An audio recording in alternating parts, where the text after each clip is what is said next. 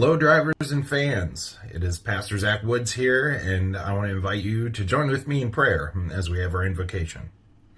Almighty God, I pray this evening that as we gather together around our shared passion to iRacing, that you receive this thanks.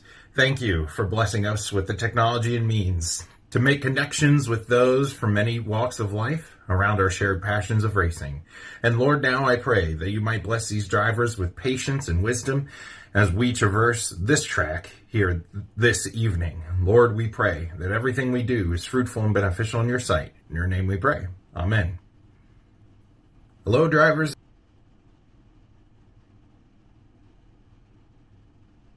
Welcome to Richmond Raceway here for the Wheelers Painting 260. I am joined here by Eric, and I believe, would you go by Art? That's right, I do go by Art.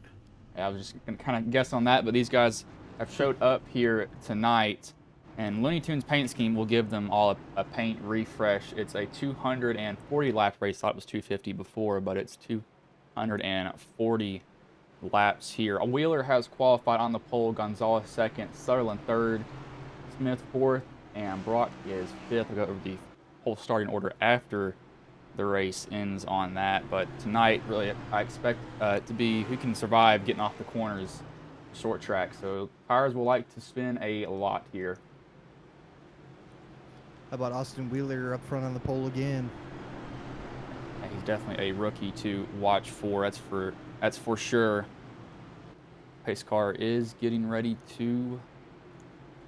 Looks like it's gonna go around one more time. I always think when the lights are off, when they initially go off, that it's going to be green that time. But I was wrong on that. But again, you'll see a lot of Looney Tunes paint schemes here tonight, so you will not see. And why don't you introduce some of the other people in the booth, Doc? Yeah, we got Art here. Art is doing our impersonations of all the Looney Tunes characters. Hufka found him. Sheesh, what a maroon. What are you talking about, impersonations? I don't know, man. Might be a real character sometime. This will bring back some kids' childhoods, that's for sure. Watching Looney Tunes on the early day. Super nostalgic all night. Super excited for it. Art, love having you here, man. Yeah, that's wonderful, Doc. Wonderful. Looks like these guys will finally go green. Oh, look at all them cars. This car will pull in here. Oh. This green flag is in the air. These guys are underway. Can we make it around first turn? That's what I'm wondering here. Can we make it one lap? How patient will everybody be?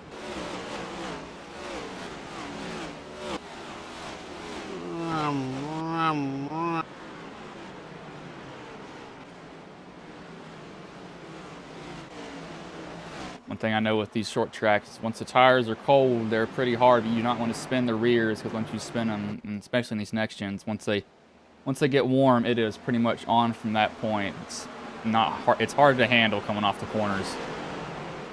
I know practice probably didn't go as desired for a lot of people tonight, but if you had to pick somebody tonight, Bryce, who's your pick to win it all? Honestly, it would probably be Austin, and just the way he's kind of came into the league and he started to dominate all of this. As Robert, he wrecked at one point. He spun off the first corner, and it just looks like he's staying low. I don't think he hit anything. Car looks relatively fine. Do any of these cars run on carrot juice? I don't know. They might actually. That might be an invention. Somebody's gonna invent that one day, if I had to guess. There's no way somebody's not trying that. It looks like there's probably a couple cars with some schemes out there that look like they run on carrot juice for sure. Looks like we got 27 of Cogswell with Looney Tunes paint scheme. I see somebody else back there. The 55 of Gomes. Who else? He searched through the field. Hubka has one. I think. Who is this right here? Cash. The 72 of Collins also. I think that's actually Bugs on the side of his car. Let me see. Is that him? No, that's the Roadrunner. That's who it is. Me. I know somebody has to have the Bugs Bunny. There's no way they don't.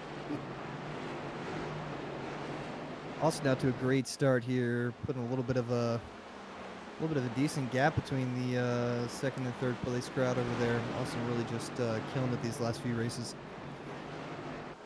See, Gary Smith, I believe he's a new driver. I haven't saw him in the league yet. Isn't this lovely? I'm really looking forward to seeing a win probably tonight from one of 3 drivers out of Whitehead Racing. I mean, Brock's been so consistent; he's been right there, really pushing for a win. Did really well in the first couple races of the season here. Trey also right there, right along with him, also another strong driver, DJ Daniel. I think it's gonna be one of those 3 hopefully today that are able to pull it out. I think it's time for a Whitehead Racing win here. And most of these guys have moved up off the bottom. They're going to decide to just run the middle, which is actually kind of the more secure lane. If somebody just smokes the wall, that might have been Wes. Actually, no, who is that? That's Chris Zofield who hit that coming off the corner. I think he hit it too DJ Daniel hard. almost completely sideways coming out of turn 1 there. He's going to regret that. And you can see him kind of wiggle going down the back stretch. He realized, I kind of made these tires a little bit mad. Let's not do that. Drivers will figure out the hard way that these tires don't like that very much. It's a hard thing to deal with them.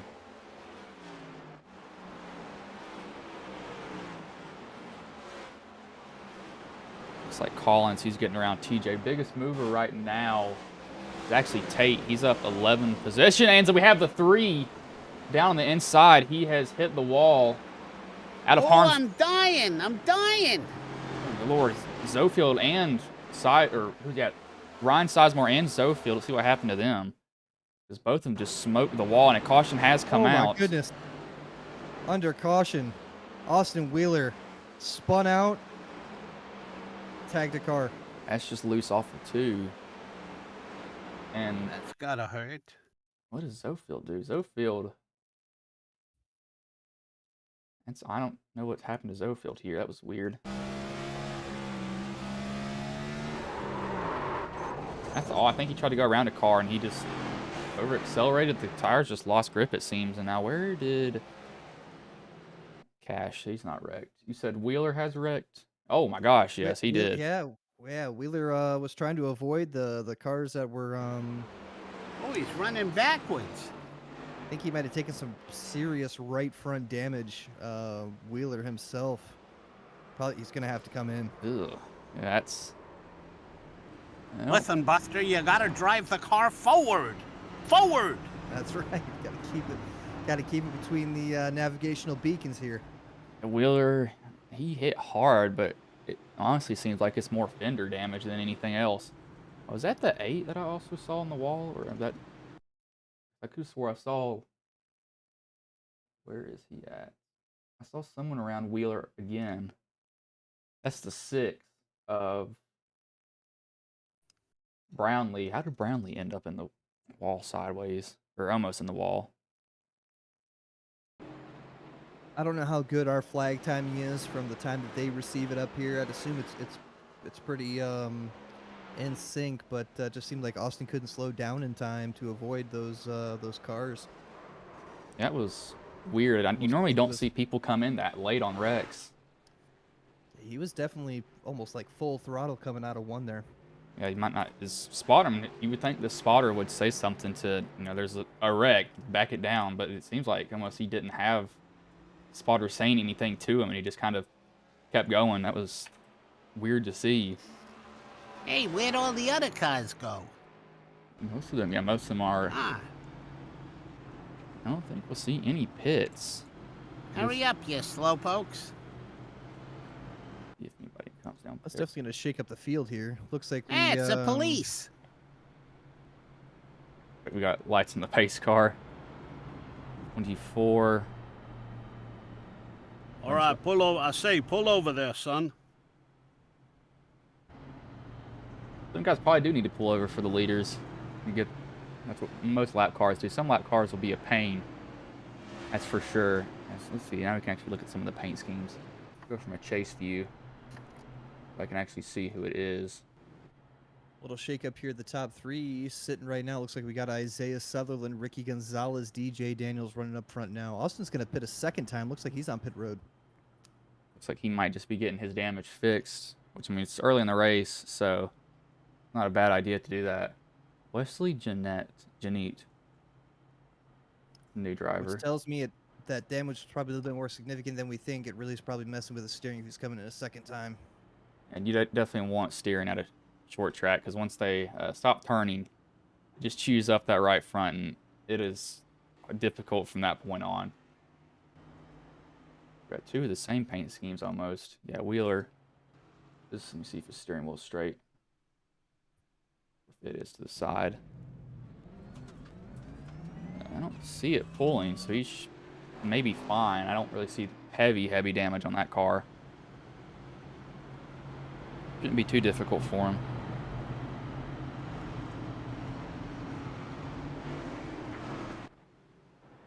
Lights are off on the pace car, so getting ready to go back green. 16 laps and 240 left. We'll have to see if the rear tire spin can be solved for some of them, because some of them are going to be still dealing with it. How much a heat cycle does to them also. Pace car will pull in here, and green flag is back in the air. We are back underway as there's a stack up on the bottom line. Go, go, go!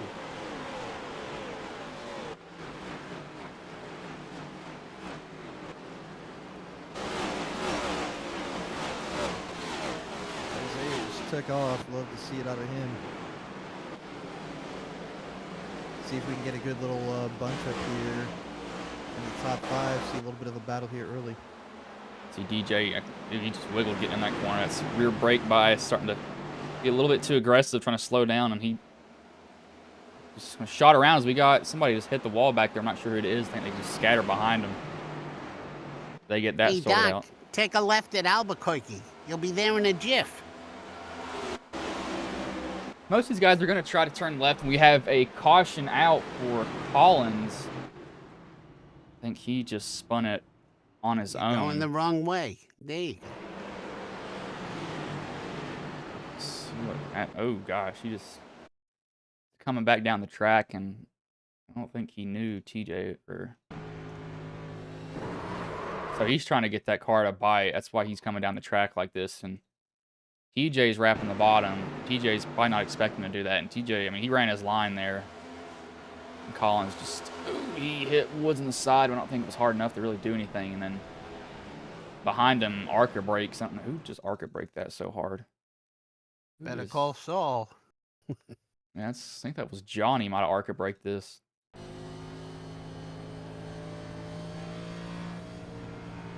Yeah, it looks like he comes down into him. He's just cutting the cord, just doesn't see him out of his left sight, and just unfortunate. Yeah, it was probably, if anything, maybe a late call for him, and it was, he didn't have enough time to react. That's what it really looked like. But Woods, who got some damage on the side, is coming down. I don't think he's too hurt. Sabanowski, Mettler. Who got into the rear end right there at the end of that? That was Johnny. So, surprisingly, it only looks like his left front's hurt. I don't see any real right side damage done to the car. But, I mean, he definitely did come flying in there. I was wondering what was going on with him, but I saw him out of the corner of my eye. See some type of black flag there for that situation. Yeah. Are these cars built by Acme? Heck, with the way some of these cars are made, it seems like they possibly could be.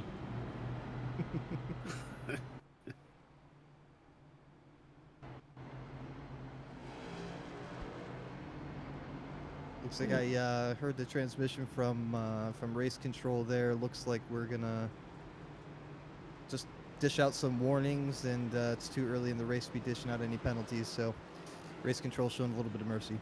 They're only 22 laps into a 240 lap race, so I could see why RC is just gonna say, "Hey, just there's a wreck, you know, don't keep your foot in it." I mean, I think a lot of people who are new to iRacing, they kind of wanted that. They see a wreck and they think, "Oh, I can gain all these positions." What I've learned is, it's honestly better just to almost come to a complete stop half the time and just don't even try to make it through. Just let all of it sort out, because you're risking getting positions for throwing your car away when you could have a car later in the race.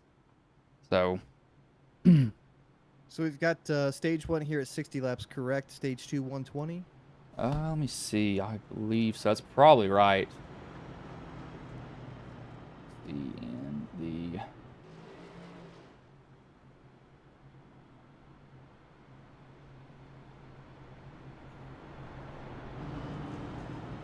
sure it probably is. I know Hubka put the information. There it is. Yeah, stage 1, lap 60, stage 2, lap 120, and 120 lap dash to the end. And Hubka, I just read this.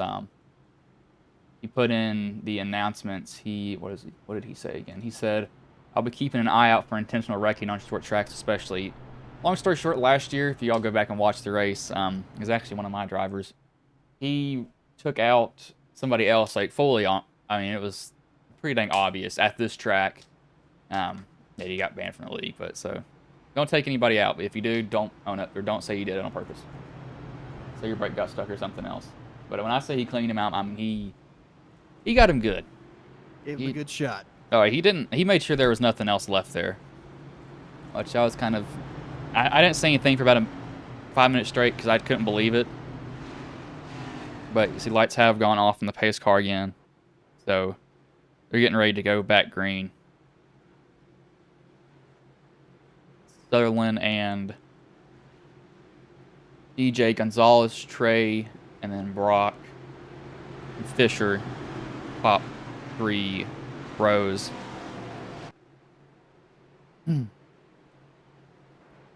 As green flag is in the air, we are back underway here. Great launch there from Isaiah.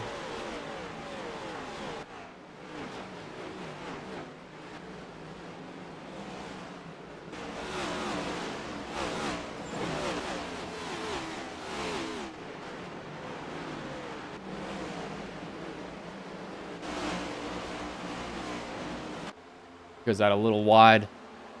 As we got, looks like that might be Gonzalez trying to get up under Trey, and he looks like he will get that. Not yet. Oh, we have somebody that goes around. That's the 55. Gomez, and this is a parking lot. Welcome to short track racing. When everybody wrecks, it is a junkyard. Somebody might want to grab. Somebody might want to grab that front end. Came off the 74's car. Mo, Larry, the cheese. They are everywhere. Who started this? I think it was Gomes. I keep saying Gomez. You're supposed to go forward, not backwards. Goodness, what? It was Cogswell. What a sight. Holy cow. Cogswell. Okay, that's not Cogswell's fault. Cogswell gets a little shot here from Tate, and that sends Cogswell sideways. Gomes has nowhere to go, and then welcome to short tracks. Nobody can make it through after that, and yeah, everybody's just gonna almost come to a stop, which is probably the better idea. Yeah, junkyard. Straight up junkyard.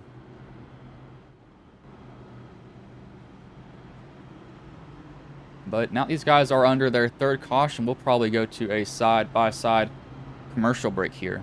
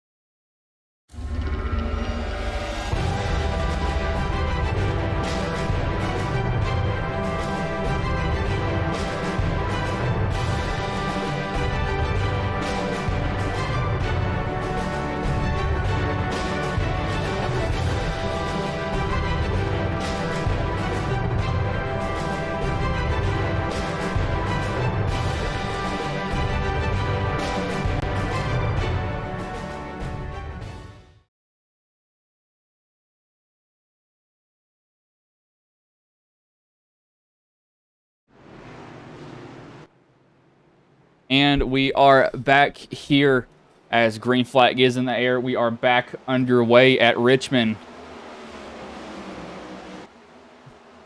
Starling gets a good jump over the field. He's off and away. He probably wants to get away from all this mess that's been happening behind him so far. And as soon as we go back green, that's Gillard who's spun on his own. I don't know if something happened to him. Oh, somebody, well, he just might be backing up because of McQuaid. You can't see McQuaid really. I don't know what happened here. Oh, okay, I know what it is. So, this looks so weird to see. What this is he's getting so hard on his brakes that the brake bias is set to the rear in these cars. So, it's got more brakes in the rear, and that right there is getting way too hard on it. And the rear end just wants to snap around because it's set towards the rear of the car. It can slow you down really fast. The issue is it can make them really, really loose, and that's exactly what we just saw happen to Robert. But 34 laps in, 240. What are you seeing right now, Eric, from all the stuff that's happening? Right now, it's just like I'm just trying to keep focused here on the top 5, really, to see if anything's really getting going. But right now, in the back of this field, it just seems like everybody's having a hard time controlling their distance. Really keeping their peripherals right. It's just, I don't know, it's an organizational mess in the back. Top of the field seems to be running pretty well. It's just way too early to tell. I mean, I don't think we've ran a full complete 10 laps yet, so. Yeah, it's definitely kind of hard. And again, that's just kind of short tracks most of the time. If you run A open, this is kind of what you're going to see still. I mean, they're a difficult track to deal with, and people think, oh, it's just going around in a circle. No, you really, cars on the road today, they've got traction control if you drive with that, which everybody does unless you're actually racing them. These cars don't have it, and they also have 670 horsepower on this package, all to the rear. They have ball tires. They're going at least probably the slowest at 110. So that's why these guys are spinning out. It's got so much power, and they're probably used to maybe a little bit more downforce than what they have right now, and that they just don't have it. It just requires so much concentration as a driver, and I don't want to bash these guys. I don't want to, these are all fantastic drivers. I love all the guys in this league. It's just when you have to put so much focus on your car and be so aware at the same time of where your fellow drivers are, the positioning that you're in, anticipating what move they're going to make, what your next move is going to be. It's extremely difficult. So I think it's taken a long time to get settled in. I think it'll take a while for everybody to understand kind of where their pace is in this race. And I don't know. Hopefully we get settled here. I give it another 10, 15 laps. Hopefully we'll go green for longer than usual. Yeah, we'll probably see them again. I think they will settle down. They'll probably realize, this might be just a race of who can last the longest to a certain point. I've had a couple of those happen. Not too many though, but I've had some of those before, and it was interesting to see who wouldn't get too bored before that.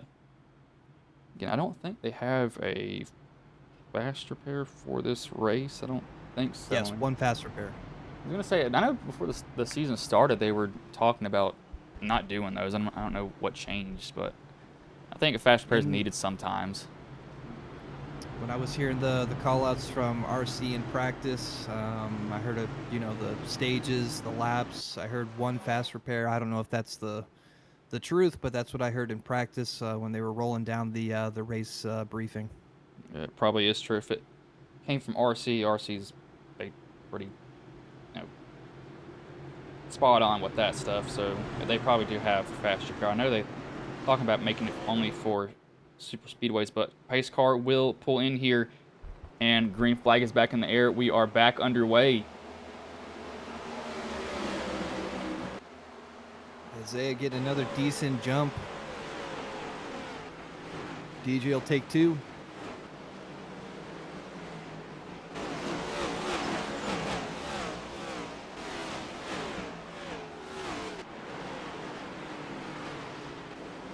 I'm really interested to see how the outside line works on these turns as these cars bunch up.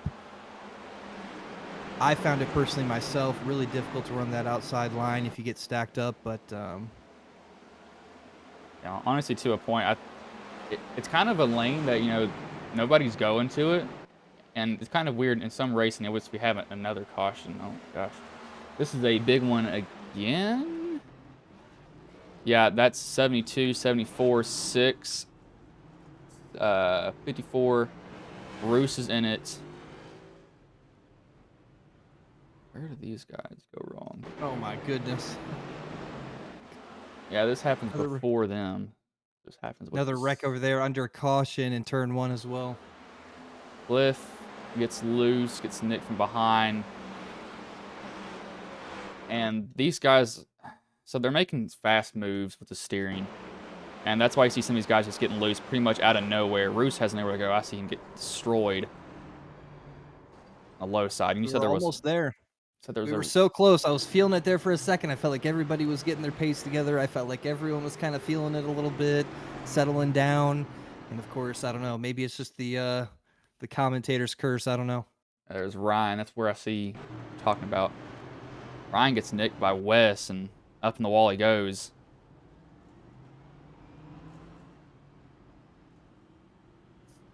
Weird to see. I mean, do we have any drivers out of this race yet? Let me see. My timing says no, because everybody's still got some sort of mile per hour. We got some guys in the pits. We got McQuaid. I know he's in the pits right now. If you do have that quick fix, are you using it this early, or are you trying to get as much repaired as possible? I mean, I guess it depends on the amount of damage you have, but if you just got some, you're trying to just kind of manage it that way with, caution lap repairs, or are you going straight for the fast repair? What would your strategy be in this case if you had gotten involved in one of these wrecks? Honestly, use it early and often, or are we just trying to manage? It depends on how bad your damage is. If you have a meatball, which is required repairs, get that fixed. And then you can't get a lot of damage fixed at this track, but I'd be trying to save your fast repair for as long as you can. Because I don't know. I'm somebody who wants to hold on to it and then not use it unless you absolutely have to use it. I was always somebody, even in when I did run leagues, if I had like just a little bit of damage, I'm getting it fixed under caution. I'm not trying to fix it using my fast repair. Now, if it's late in the race, especially if it's late in the race, you want to save it, because you can just go ahead and pop it and then be like, oh, I'm just gonna do this now. So I would save it for late in the race. I would not use it right now if I were them.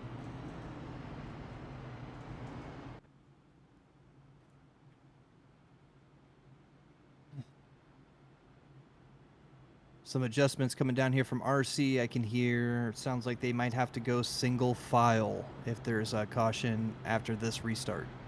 Some leagues will do that. I don't think they do that anymore. No, they did do that. Most recent memory of them doing that in real life was Bristol when they ran on the dirt, which I'm so glad they're not running dirt tracks. That is, not running the dirt at Bristol, because it is one of the dumbest things that I think ever happened. Was that? I don't know, man. I went to the last one they had. It was great as a spectator in person to watch, but as a driver, I'm sure it's not very fun. But I had so much fun going to that race. Yeah, I don't live too far from Bristol, so I was thinking about doing that, but I was like, no, I'm not gonna do it. I'm kind of glad I didn't do it, because I don't know. Now, when they first came there, that was rough, very rough for them, for sure. All right, let's see if we can keep it together here in these this next restart. As the green flag is in the air, we are back underway here.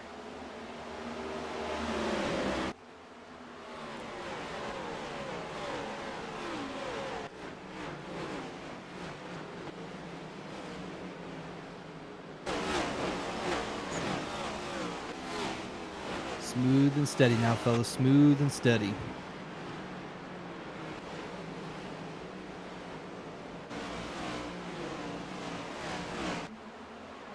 We got Trey and Thomas Fisher on the outside. to hold off this position, but he's not able to do it right now as we got a little bit of a stack up behind Wheeler. Wheeler's going to be trying to make his way through all this as they go 3 wide with Woods in the middle, Salvanovsky up high, as there's almost a little bit of contact between those two. 47 laps of 240 done as we got bumper cars being played. Salvanovsky into the back of Cash. Nothing, you can use the bumper to pass. Luckily these cars don't have the bumper fall off of them too easily anymore.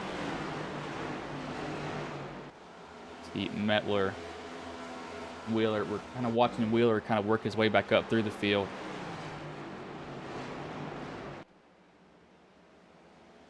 '16. Wesley, he's new. I know he's new because I have not saw him the whole entire season. Fighting with Fisher for this position. He will, looks like he'll fight him off for that also. He's a little difficult, but I always think that's something good to see.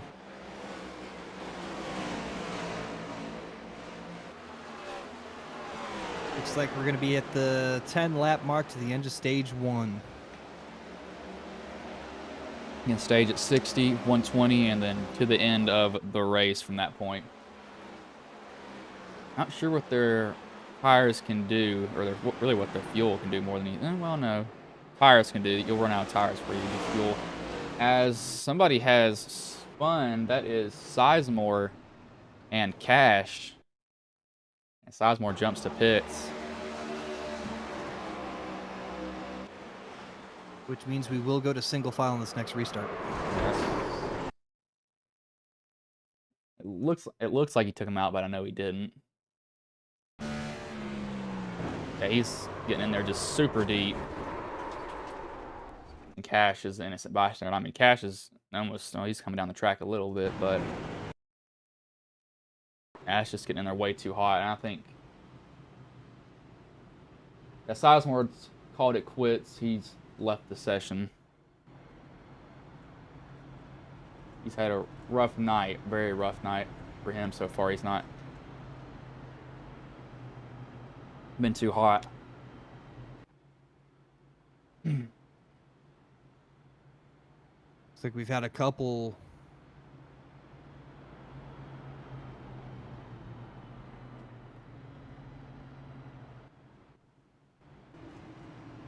See if anybody else comes down pit road. I don't see. No. Gomes, Cogswell, Collins, Tarrant. Oh, who is that? That's Collins. Got no front end. Tarrant. Robert, he's back out on track. We saw him spin a little bit earlier in the race.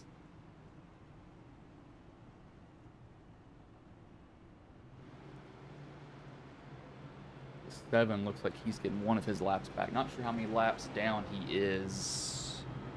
Actually, that puts him back on the lead lap. I think he was down 1, got a passing under yellow.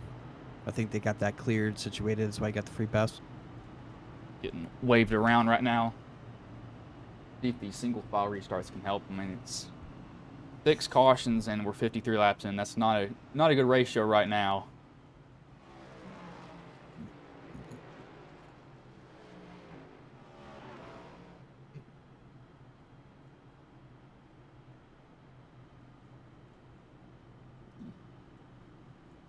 Biggest mover though is Charles. He's up 17 positions currently. Crowley, Texas. Coors Light paint scheme tonight. Sutherland has ran so well while he's had the lead. I understand we haven't gotten that many laps green, but he has done pretty well maintaining, keeping it smooth in the lead up there. It looks like he'll have about a 4 or 5 lap battle here to try to win the stage. So, no, he definitely doesn't want to get back there. So probably pit stop will see him trying to get through or get clean in, clean out, much as he or as fast as he can.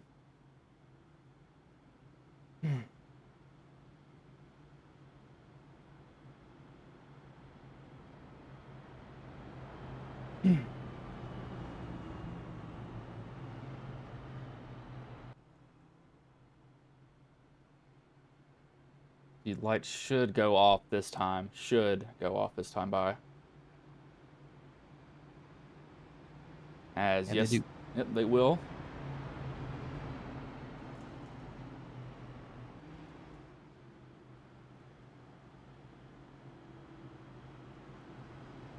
Having a hard time getting everybody to single file here. Here we go.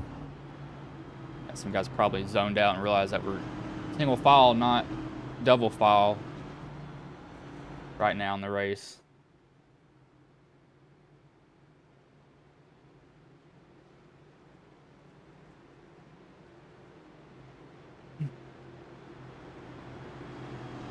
His pace car will pull off this time. And green flag is in the air. We are underway here again.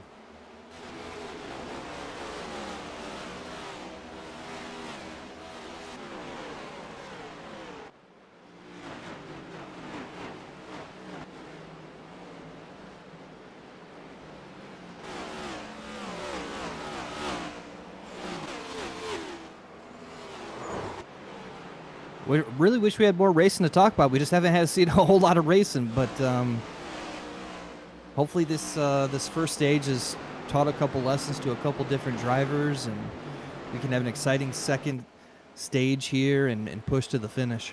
Yeah, we saw Brownlee. He was in the wall back there, but no caution was thrown. Again, I don't think they really needed to throw one because he was far back enough that it wasn't going to affect anybody with him being in the wall. He only had like 2 or 3 cars behind him, but Sutherland, he probably, honestly, maybe doesn't even want to see the stage break right now because he's probably got like almost full tire life, if I dare to say, because we've had so many caution laps. He really doesn't even need one right now, but he's going to keep going around as DJ got really loose going off the corners. You saw him just completely wiggle, and Trey will get to the outside of him. He's wiggling going down the back stretch as far as not handling the way he would like it. See if Trey can get this position on him. I know he's probably thinking about it. If he can get his nose to the outside, I really wouldn't even want to try to pass on the inside at all. I think it's just too much of a hassle to deal with.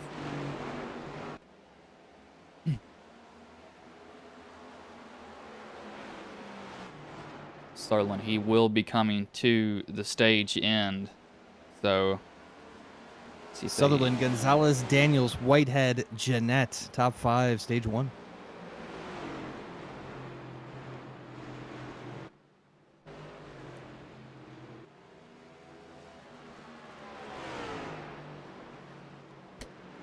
That'll put the end to the first stage.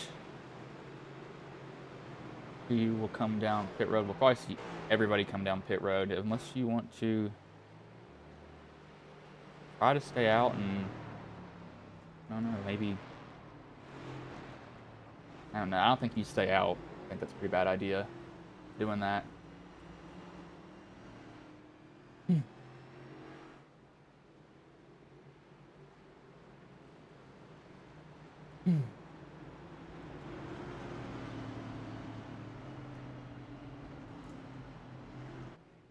Looks like everybody's going to come down pit road.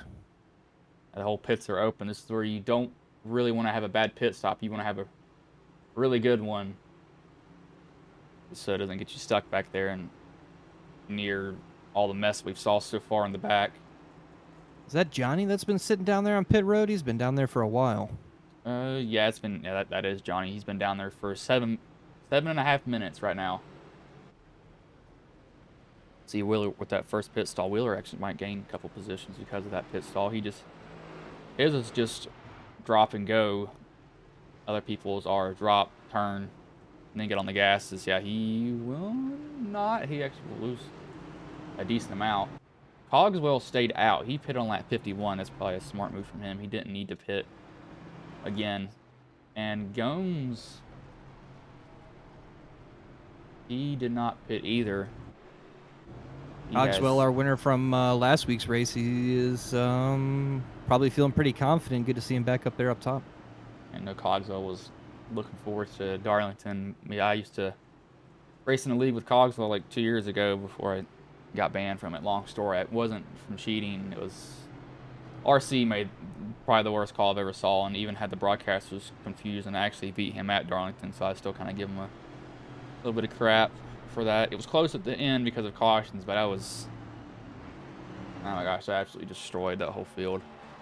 Yeah, Cogswell, in his interview last week, really talking about how he's excited to be back in these next-gen cars. I believe he was over there doing some Gen 4 stuff for a while, and he was telling us last week, man, he's looking forward to the short stuff. He's looking forward to the short tracks and really getting down to like the nitty-gritty of racing here. So I'm excited to see how he performs getting up here into the top of the field. Yeah, I know that those cars are hard to drive, very hard to drive, just because of the downforce, and they've got more horsepower than these cars do actually, and basically no grip along with that. They are hard. I would say that the Gen 4s and the Xfinity are harder to drive than the next gens, just because the downforce is basically non-existent. See, does this track position play out for Cogswell though? And last week he won on a fuel mileage. I mean, he stretched his fuel completely. And he went, what? I mean, he ran out, I know, after he crossed the finish line. He was really pushing it. I know, I didn't really think he was going to make it to begin with.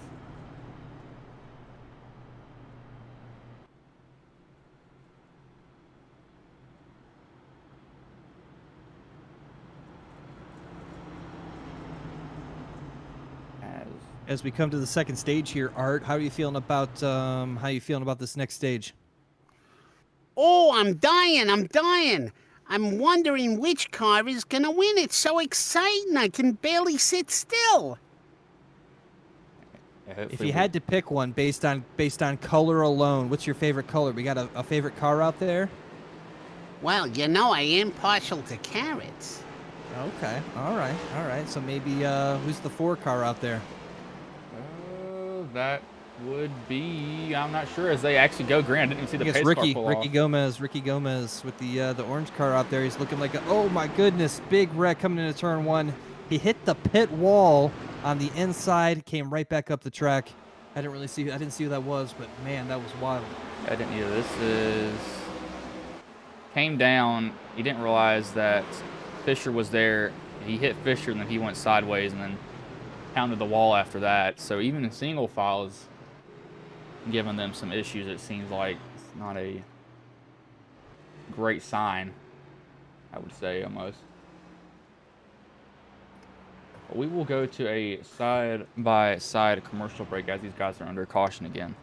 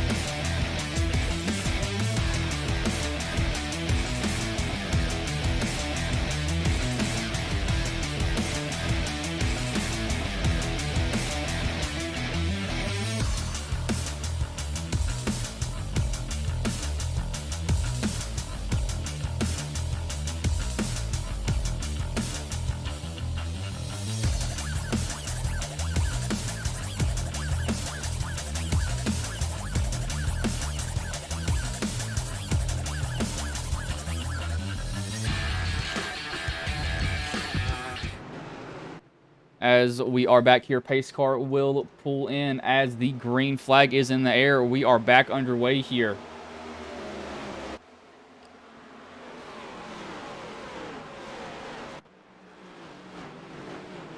Stage 2 already looking better than stage 1. I mean, we're completing laps.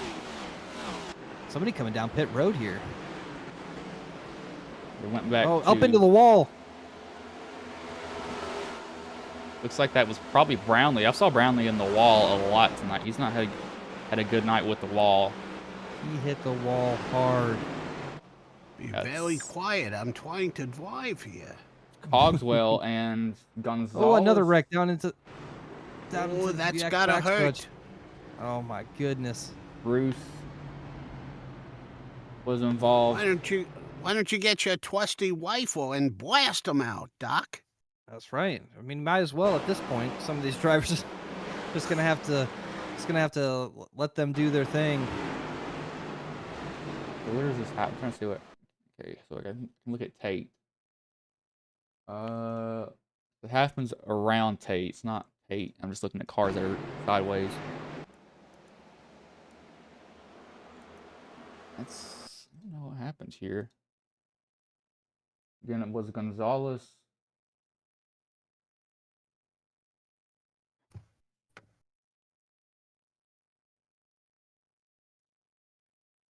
I'm trying to look at this. This is too much off the corner.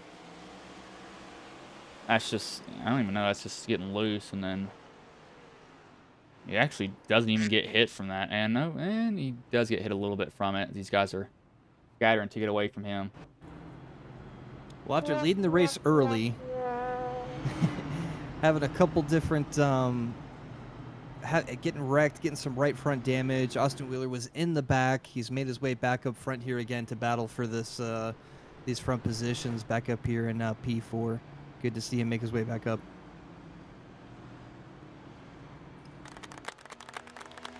We've got soundboard going on right now from Discord. That's what you hear. All that stuff going on. I think I actually have my soundboard turned down. I know one of my friends, I know there's an option for the soundboard. There it is, no. What do we have on the soundboard? There it is. There's the volume. I had it turned down because one of my friends was blasting my eardrums like 2 weeks ago and made me jump, so I turned that down a lot. You got all that turned up right now.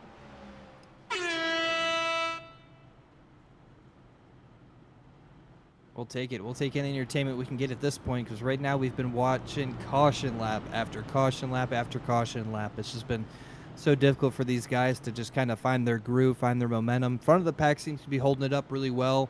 It seems like people fighting to try to get to the front, or the back of the pack trying to stay with the rest of them, just having a hard time managing their cars. Come on, Doc. I'm having trouble staying awake here.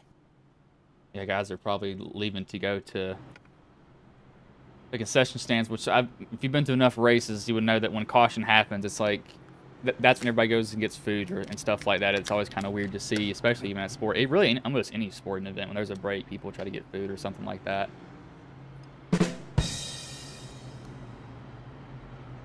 Some of these tracks, though, especially the smaller ones where there maybe aren't as many concessions I've been to, it's like a mad dash. Sometimes it gets real crazy when a caution comes out. Everybody tries to take their chance.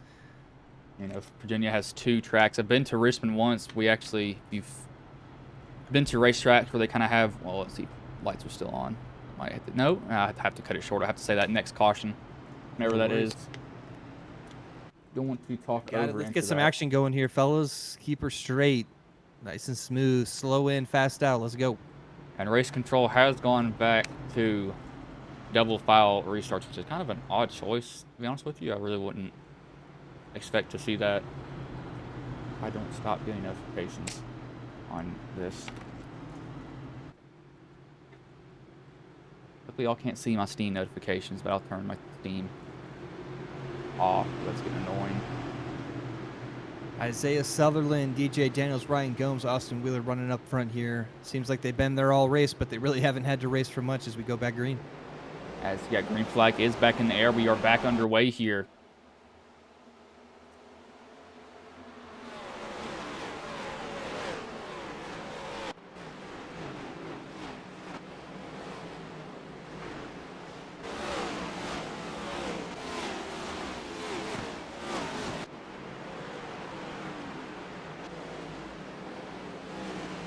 Ooh, a little bit of contact there. Back P8, P9. Just Zofield. That's not Zofield. Fisher, Tate, Gray, Gomes. Kind of around that area as Brownlee just got put in the wall. As I see that back there, back in the very back, it's all the way back there. So we're not going to go and pan back to it. Sutherland, he's just going to scoot away a little bit, get away from all this. As Ellis will go in, McQuaid. As Mettler has entered pit road, I don't think he did mean to do that. That's odd to see him pulling here. Good little battle here for P4. These guys are all up into the wall. One up into the wall. Got Gomes and Fisher. Gomes is going to try to hold this position, see if he can. I don't think he doesn't have. Oh, he might. No, he can't keep it up there quite far enough. So he gets a little bit loose and wiggles the rear end around. Wheeler finding his way back up into the top 3 here, putting a little bit of pressure on DJ. Looks like he's closing in on him. DJ's got a little bit of front end damage also. I noticed that on that car just a tad. It's not horrible, but I can still see it. Wheeler might just kind of stalk him, make him realize, hey, just kind of look in your mirror, I'm here. I'm not going to go away, really.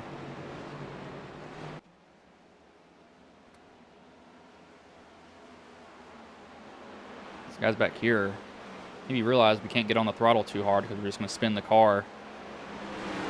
I think that's what they've done is Ellis will run the 71 up the track just a tad, and Cogswell, he could have had a big run and took it there, but he decided against it. He saw that it was going to end up bad, and he just backed down from it. I don't have a whole lot of experience at Richmond. Are any of these drivers downshifting coming into these turns? Maybe. The problem with downshifting is I don't know how this set's built. Some sets are built to downshift, some aren't. The issue with downshifting is it gets you more rotation, but you've also got a lot more RPMs coming off the corner, so you're more liable to spinning. So it really depends on how comfortable you feel. As there's a caution out, as that somebody just. Oh, TJ disappeared. That's why the caution was thrown. I don't think we'll be able to see what happened to him. No, we will. He blinked, and then that's what happened to him, so that's why the caution was thrown. But some of these sets, it really just depends on how they're built. Again, if you downshift, you get more rotation, and it saves your brakes a little bit. But the issue with that is coming off the corner, where you have more RPMs, you're more liable to spinning. Mm-hmm. So you might not want to do that. And if you want to be more comfortable coming off, you just stay in the higher gear because you got lower RPMs. You're not going to turn as well, so you got to kind of back up the corner and use a little bit more brake. But you can get off the corner a lot safer, in my opinion. Okay. So it just depends on where you're at. Like if I would probably be staying high on the gear because once you spin it, it's hard to cool the tires back down, and spinning them in high gear is really difficult. You're not going to do that too often.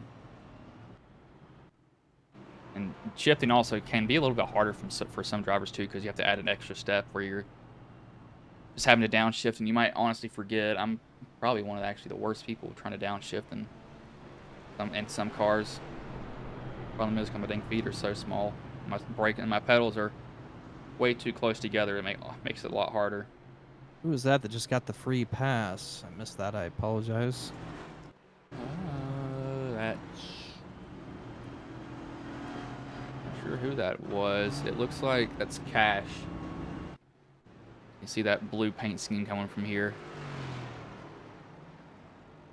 He has had a rough night. You can see it plastered on that car. He does not like it.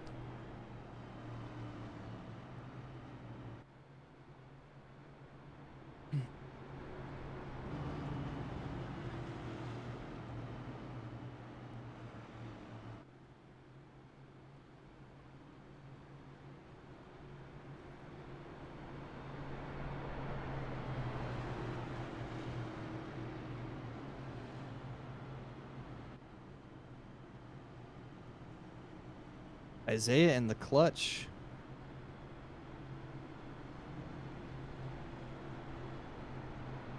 Wouldn't think Isaiah. I mean, I don't think you need to save fuel. I don't know why he'd be clutching in. That's kind of odd to see. I mean, I don't know. I just don't think you'd be saving right now. You got to stage at lap 190 or not 190, 120, and then you go to the end. So you go 120 laps. So you're gonna have to pit again unless he's just trying to. Well, no, 4 tires and fuel. You're gonna get full on fuel anyway. So I don't really know why he'd be doing that.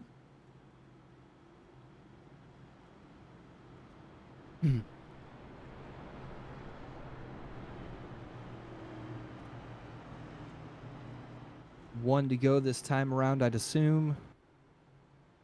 Looks like, yeah, probably should be 1 to go.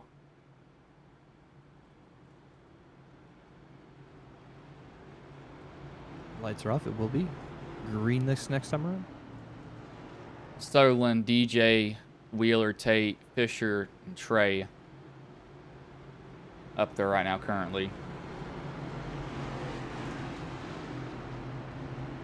TJ, I think he's having some connection issues. That's why he's in their back right now. That's why you see him blinking in and out, and his timing's probably glitching out too because of that. Now, he dealt with this 2 seasons ago. He actually got it fixed, surprisingly. His car's off. His car will pull in. And green flag is in the air. We are back underway here.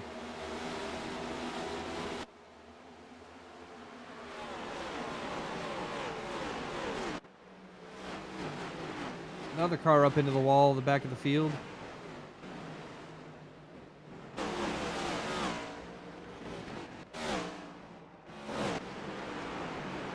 sure who that would have been. It may very well be Brownlee. He's been talking to that wall the whole entire night. That wall's not been wanting to let go of him. Ooh, spinning out. Oh, he saved it. Good save, good save, good save. Back in the field, really just trying to fight to get back up there. I think they're just pushing that car too hard. It seems like that's where the issues are coming from, to be honest with you, the majority of them. Realizing that you still have more than 100 and almost getting to 140 laps left. So you've got time. You don't have to gain it all back at once.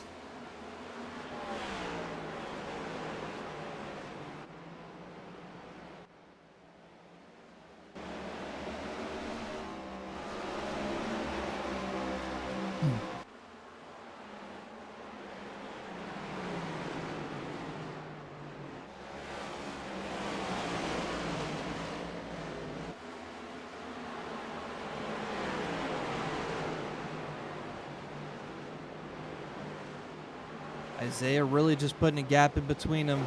Really just been running this race so strong. Doesn't surprise me, like I said earlier in the broadcast. He's been looking forward to this since the start of the season, this short track racing, and he's proven why he's excited for sure. Really just keeping it so smooth, so confident. Good driving out of him. You see that Isaiah, he's got almost a whole second gap, and keep in mind there's one more planned caution in the race here. As soon as I'm saying something about cautions, one comes out. Looks like that's Charles Whitehead. Yeah, he's spun. Well, while we've got another break here in the cautions, Bryce announced him at the beginning of the race. I'd like to do a little deep dive into our friend Art here that we've got with us. Art, is this something that you do? Is this just been a career of yours? Is it something you do as a hobby? Give me a little bit more background as to voiceovers and how you got into it and why you do it. Sure, I do it because, I like to quote Red Skelton, who said, "Yes, I'm a nut, but as long as I keep making people laugh, they're not going to put me away." That's right. I get a kick out of making people laugh. I've been a comedian my entire life. I'm cautioning myself from saying anything dirty. I won't. Sure. Sure. But yes, I came out making people laugh, and that's something I love to do. And one of my big heroes is Mel Blanc. So I have a picture of him looking down on me, and when I do any voiceovers, I call myself WWMD. I love that. That is super inspirational. That's good that you got the comedy bone in you. Do you do any type of like stand up? Do you do acting or? Yeah, I did. I did a lot of stand-up and live theater and musicals and all of that. And then, if you recall, 2 years ago, Mother Nature told us all to go to our rooms and think about what we've done. That's right. So, I make my living now by locking myself in a padded room and talking to imaginary people. Hey. Well, I really appreciate you having you here. You've been a little extra bump and piece of excitement here in what's been a caution-filled race. So I really appreciate you being here, sharing your background with us. It's been super exciting, super funny. Thank you. Yeah, absolutely. It's so exciting to see cars go in a circle at 10 miles an hour. Yeah, this is one of the races that it's not a good example of when people say all they do is go in a circle. This is it's kind of what. Except for the circle part, it reminds me of driving on the 405 in the afternoon. Yeah, very similar. Yeah. Can you hurry up there? Hey, I got a doctor's appointment. Come on. Hey, lady. I had road rage earlier today. I gave somebody the finger because they would point at me because they would not be able to drive. Well, I hope you gave him the right finger. I gave him the longest one of my right hand. He gave him a thumbs up. He gave him a thumbs up for his excellent driving, and we all went home safely. That's what we did. Oh, I looked right at him. Excellent. I looked right at him. I love to hear that. They knew what it was. You looked right at him. You gave him this. You gave him the serious stink eye. They'll think twice. They'll think twice about crossing your path. Oh yeah. Well, I think there's some people probably in iRacing that develop road rage issues because of this simulator. I would not be surprised. And it also gives them a place to take it out. I know some people get drunk and do iRacing, which is you're gonna get drunk and drive, I guess. And iRacing's the place to do it. You think some of these drivers have road rage and? Oh, I know some of them have road rage, and I know some of them get drunk when they drive. Not in this league. But I know people who would do money racing, and they would like drink like beers before that, and they, my other broadcaster would pull them in for interviews, and they're absolutely like completely wasted, and I don't know how they're able to talk. One of them was talking about the Muffin Man, and I was like, "What are you getting on about?" All right, interview me. I'll be one of the drivers. Pace car is off here. Let's resume to some action. Some action. Green flag is back in the air. We are back underway here. I'm so excited.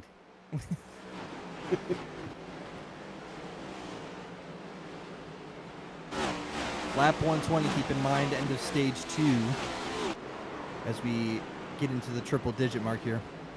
And we're back into the cautions again. I think I just saw Mr. Magoo driving one of these cars. Couple of these guys need some glasses, that's for sure. This might be brake bias again. Yep, that's brake bias. Too far to the rear. You can change this, but they're not changing it. Ow! Okay, that did warrant a caution because Ellis came back up on the track. Hey Mo, look at me! I'm driving. Oh. Man, Three Stooges are super nostalgic for me. I used to watch those. Growing up. It was my grandfather's favorite show. Man, he used to do Larry, Curly, and Moe like nobody's business. Oh, that's great. He did a great impression of him. Doesn't matter where we were. We could be at the grocery store. He'd be checking out his groceries, talking like one of the Stooges. It was phenomenal. Oh yeah. Oh, Larry, the cheese. Take it easy, kid. No, Camembert. I surprisingly don't think I watched that much Looney Tunes as a little kid. I think I was more of me growing up. I was more of the YouTube kid. Like you could put me in front of that, and you wouldn't have to worry about me for like the rest of the day. I'd always find some video to watch, and that was probably. I guess that makes me old because YouTube didn't exist when I was a kid, so we didn't have that option. Well, I don't even know when it was. When did YouTube come out? Probably the 90s. Well, I guess probably late 90s, I'd assume. Probably somewhere 97, 98. YouTube came out in 2005, so that was 2 years after. Yeah, that was 2 years after I was born. I remember. Well, back when I was a kid, radio had just come out, and we used to walk 20 miles to listen to the radio. You could tune in Jack Benny. It was a very funny program. Oh, my grandma had one of those old-timey radios. I tried using it once. Yeah, I love that stuff. A lot of people I know, they kind of collect older style antiques. Oh yeah, all the audio, and I don't think there's anything newer than like 77 as far as audio goes in this home. So we love the old style stuff here. Oh yeah, some of those solid state receivers from the 70s or 80s are great. Mm-hmm. Oh yeah. Dude, my record player plays through a horn. That's how old my record player is. Oh, you have a Victrola?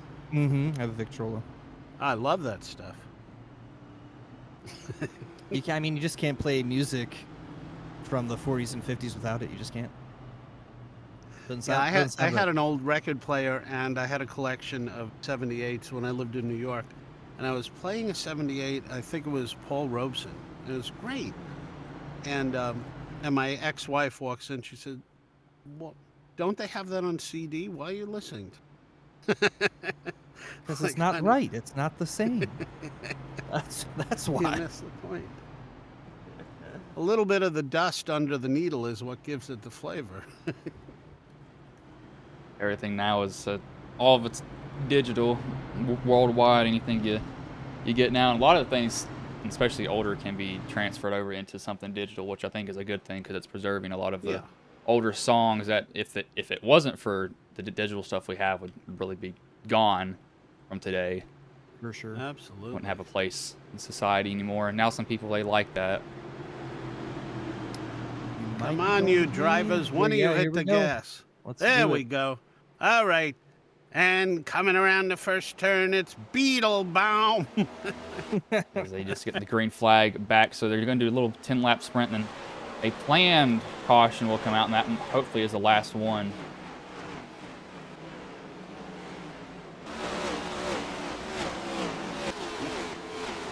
Sutherland just owning this track, man. Love to see him. Doing it. Hurry up, you chowderheads. Austin Wheeler back to P2.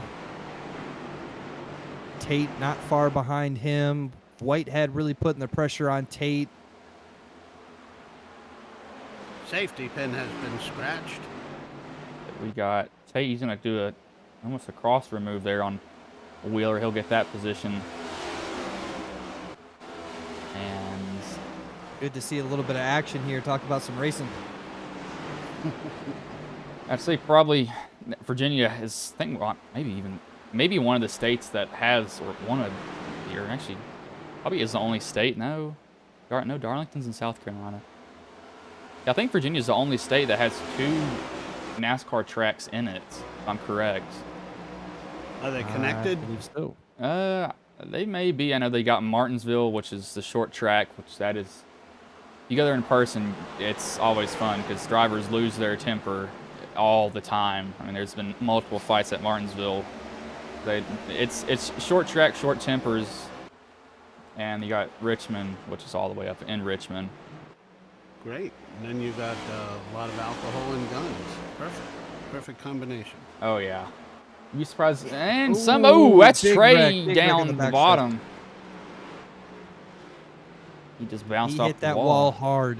Oh yeah, I saw him hit it. All right, you long-eared varmint. Don't any of you know how to drive? That's right. You tell him. That's just loose off the corner. Hit it rear end. Oh, that's a... Ow, ow, ow, ow. It's a weird bounce off the outside or inside wall. All right, here comes the ambulance. Did a great job of stopping that car, though. I mean, that could have been a lot worse. Yeah, he stopped it with his head. Yeah, I'm going to give him a ton of credit for keeping control of that car and not taking anybody else out with him. Pretty common that you'll see some guys, especially in this car, the steering's really sensitive, so they'll. This reminds me of the bumper cars at Coney Island. Bumper cars are always fun to drive as a little kid. Oh, bumper cars are great. I wish that I could do that for real. I've been in traffic a few times that have made me think about bumper cars, but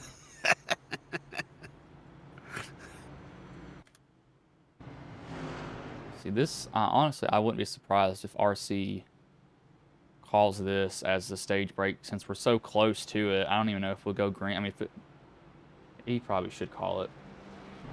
He should call this a stage break, if I had to guess. I hope these guys have like a snack in the car with them. I don't think so. Like a thermos of coffee and maybe some nuts or some chips or something. Well, I know in real life when you come into the pits, you ask for like they'll change your drink out or give you like a little bit of a like bar of something if you ask for it. So you can get that. I don't know if anybody's ever had coffee in theirs, which I wouldn't be surprised if a driver did. They've probably had a lot of weird stuff in there before. Oh, you know what movie I saw this year about racing that was probably the worst movie I've ever seen was Ferrari. I don't think I haven't seen that one. Yeah, don't. I haven't seen that one. I've seen Ford versus Ferrari. Oh, that was a great movie. That was a good movie. Yeah, I enjoyed that very much. No, what? It wasn't Ferrari. It was the other Italian car. It was with the guy who played the guy who killed Han Solo. Who's the other Italian car? Is Porsche Italian? I don't think so. Keep naming some Italian sports Lamborghini. No. Alfa Romeo. Nope. Nope. Shoot, I don't know. I don't know that much about exotics, to be honest with you. Now I gotta look it up. Who's all the Italian car makers? Only thing you got Ferrari, Lamborghini. I couldn't think of. It has to be one of these major companies. It's not. No. Dallara, Bugatti, Lancia, Fiat. It's not Fiat. It might be Maserati. Gotta be one of these major car brands that had that movie. I'm gonna look up who played Ferrari. Yeah, Ferrari. Michael Mann, Ferrari with Adam Driver. Adam Driver. That's right. Yeah. I didn't see that movie. No, don't. No, I won't. Don't worry. I know one movie that came out. I enjoyed that little mini series on Netflix though from NASCAR though. That was a lot of fun. I hadn't watched that. It's very much worth it.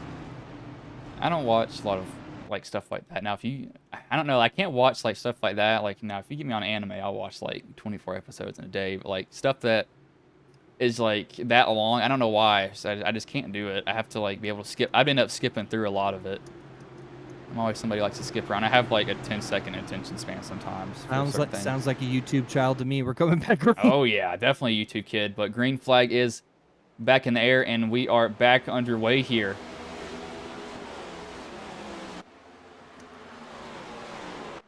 Ooh, trying to make a push for first there. Who is that? Is that Tate? Yeah, that's Tate. Man, he almost took Isaiah.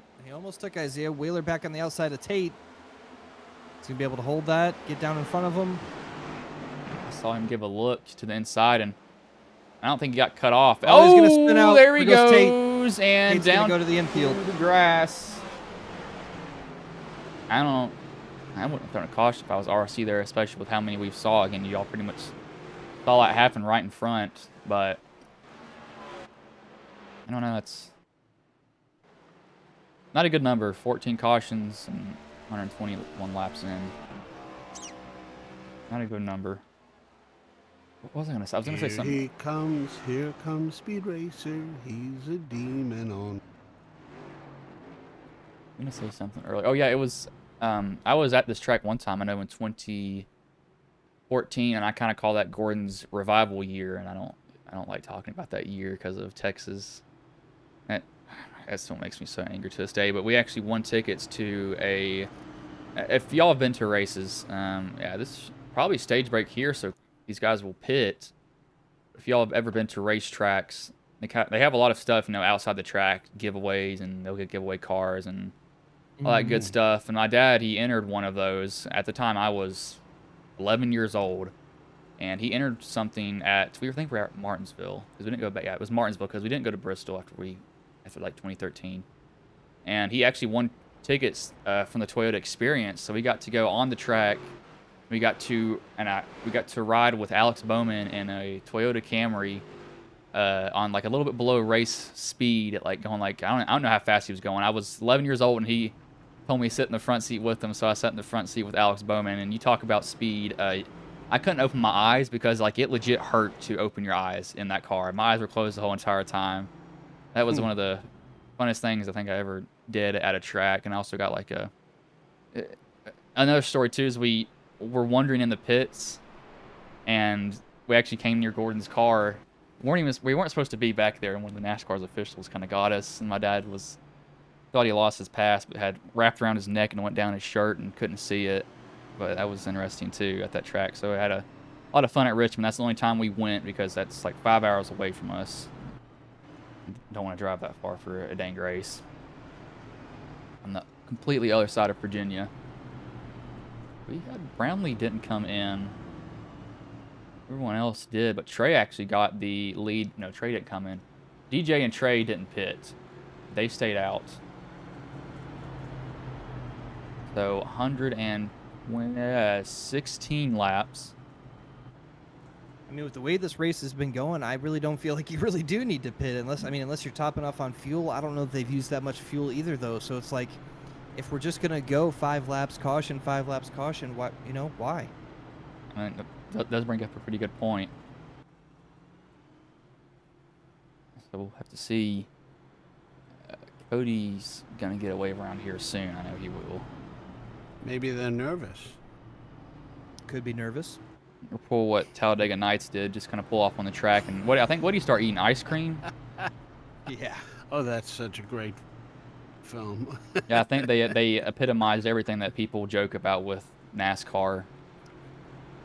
Ricky Bobby. With Talladega Nights, 100%. Yeah, they do. People who don't know NASCAR or don't follow oval racing, 100% see Talladega Nights and they're just like, that's NASCAR. That's NASCAR. Yep. I'll see anything that Will Ferrell does. It was a weird ending. I know that you got Talladega Nights. I don't think, what is the other movie? It came out in the 90s. Days of Thunder? I think Days of Thunder is a little bit more accurate of Days NASCAR. Of Thunder is one of the best racing movies of all time, in my opinion. And I think Days of Thunder for NASCAR, the one that had Niki Lauda in it, that had his recovery, is pretty good. I can't remember what that was named though.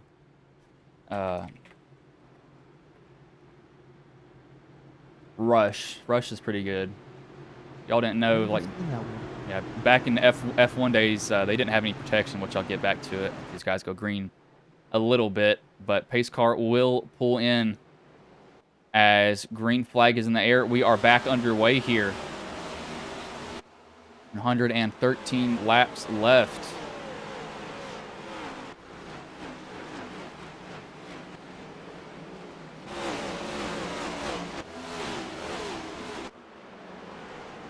Wheeler has just junked. Oh, no, he didn't junk that car. But he almost did. He did spin. DJ trying to hold off the lead here from Trey. Trey, that's Tokyo Drift. This is not Japan. Oh, my gosh. That is a hard hit for DJ. That is not what you want to see. Trey got in there way too hot. Shot sideways and oh my lord, DJ hit hard.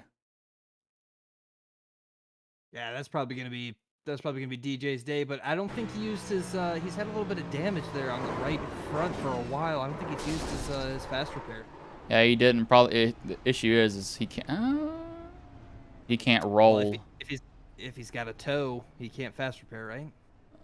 You can, but you got to sit in pit road. Problem is, yeah, he can't. What's going to really hurt him is he can't roll. No, he's getting. How is he rolling? What? Oh, he got a shove from Trey, and he's in neutral. He's being shoved down pit road. I'm going to say, I don't know how he's still going. Yeah, Trey's giving him a shot getting down pit road, and whatever you do, do not overshoot your pit box. You don't have an engine. That's the most difficult thing to do. As yeah, he used his fast repair there.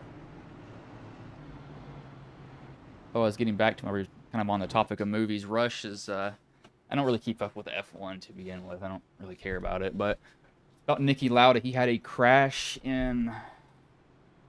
What's his crash? The greatest car racing movie of all time, Cars. Oh yeah, everybody watched that when they were kids. I mean, if you're 6. Yeah. It was August. I looked up August 1st, 1976. He was involved in a wreck where even in the movie, his car basically burst into flames. And if you don't know anything, like in the 70s and 80s, like safety was not a thing. Like you could hop in a car and like just get racing, like with the clothes on that you had most of the time. But his car burst into fire. He got stuck in it and like charred his lungs. His face was all messed up, and he got like burns everywhere. It was not fun for him, but it kind of documents his return to F1. His crash was pretty intense, really bad. As these guys are still under caution here, so we'll go on a commercial break.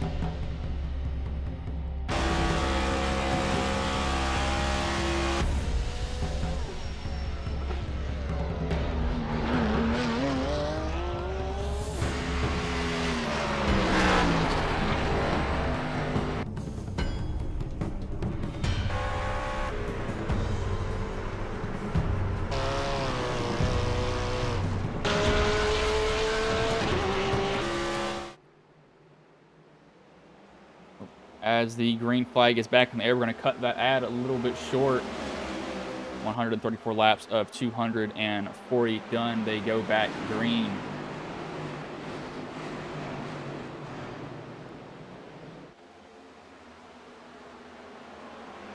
He's Roos looking to the inside of Mettler. Mettler is, who's that put through wide? That might be Zof. No, it's not Zof. Who's that? Somebody got put through wide back there. I'm not completely sure who it was. It was Zofield. You were right. Saw some cars shoot up the track as Fisher, Cogswell, Sutherland, and Brock are all fighting for positions back here. It's a battle for third. Sutherland will scoot away from that, but Wheeler's made his way back up front as he qualified up here and then got shuffled back a little bit in the pack. So he's worked his way up. He's gotten through all the stuff that's been happening back there, luckily for him.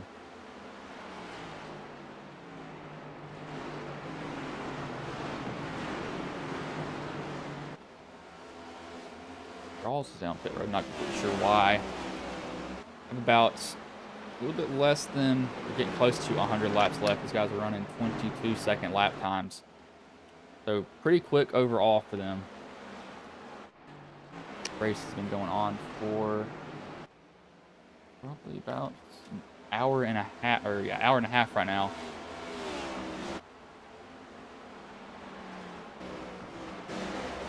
As a caution here, as Wheeler is around and Ellis.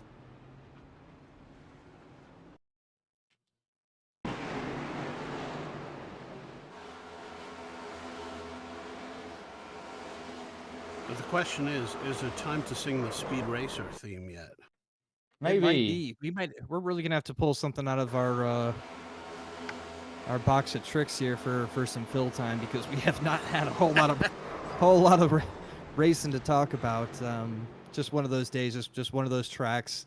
Understandable, like I said, just not trying to bash anybody. It's been an unfortunate evening so far, but man, I don't know. Maybe we do need to start singing. Maybe we'll start a little karaoke. As long as I don't get copyright striked, I don't care. That's all I ask. No copyrights. Luckily, I haven't struck with one of those yet. And I said yet because I think every YouTube person probably has, for a stupid reason. The Speed Racer theme song, as recited by Sir Ian McClellan. Here comes Speed Racer. He's a demon on wheels. Thou shalt not pass. I don't know. That's an old song. Art, do you do a lot of work on like Fiverr and stuff for like voiceover work? Yeah, I get a lot of work on Fiverr. I do a lot of books. A lot of gritty crime dramas. Okay. Seems to be where my voice kind of sits best. You can find me on Audible, Art Brown. Okay. So yeah, audiobooks are kind of my bread and butter. Good. But, I mean, yeah, shoot, that voice you're using just now for Speed Racer, I would listen to that voice narrating a book I'm reading anytime. Thank you. I love narrating. Tell you what, audiobooks as a college kid is like a lifesaver. Good voice crack. Good voice crack, mate. Like, from all the books you have to read, oh my gosh. Yeah, audiobooks are great, and they outsell print books nowadays. Yeah, I think by far. I think a lot of them too. They're a lot cheaper, more than the print stuff, and it's also college kids are lazy and they don't want to do anything. I'm one of those strange people that likes to do both. I like to buy the book because I want to support in that way, but I just like listen to it while I'm reading it, because a lot of the times the authors will do voiceovers of their own novels that they've written, and I get to hear it in their voice, and I love to do it that way. While I'm reading, I can hear the words with their tone, the way they're experiencing it, the way they meant to write it. Yeah, I'm no weirdo. I do both. I buy both. Yeah, no, I understand that, and but some authors shouldn't narrate their own books. Like, I was listening to Mel Brooks' audiobook of his autobiography, and God, what a funny guy, but you can't listen to him. It's just awful. One of my favorites recently I did last year was Matthew McConaughey, his Green Lights book, and I bought his audiobook. Yeah. He tells a lot of great stories in his Green Lights novel, and it is man, it is so good to hear him tell his own stories. He puts the excitement, because I mean, he's reliving it all in his mind, right? He's been there, he's done that, he's experienced it. It's one of the greatest audiobook read along yourself with the novel that you can possibly read. He's a great narrator of his own writing. Yes, I listened to that as well. I'm a big fan. It's great. That's a famous person. I don't know who you're all talking about. I don't keep up with celebrities.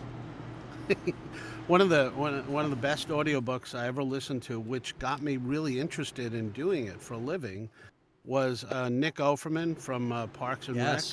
Yes. He narrated Tom Sawyer. Oh wow! I'll have to. And it's just amazing.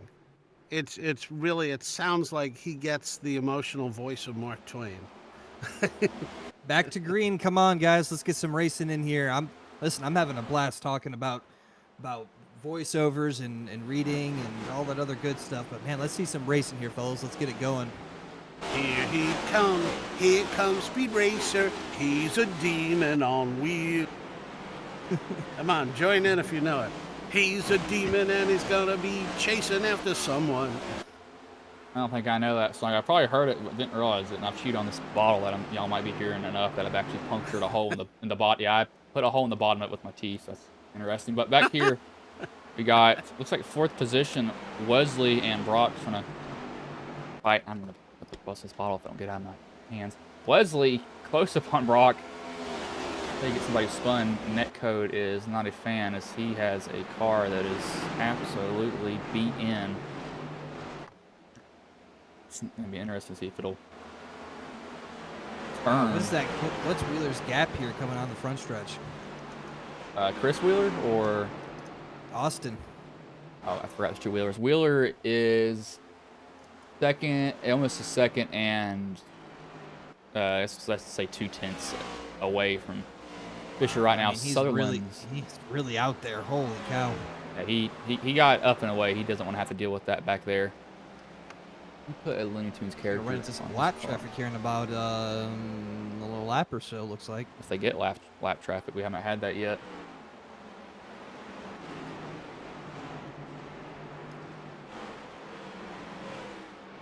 It's one. Ooh, big bump there. Oh, somebody just spilled their coffee.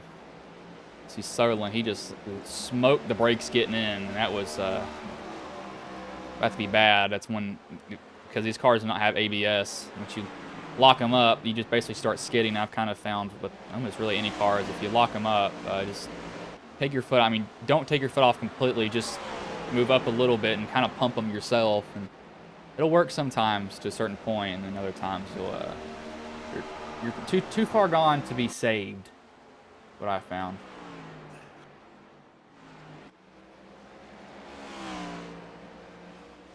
So yeah, it looks like Cogswell still hanging around in the conversation. P6.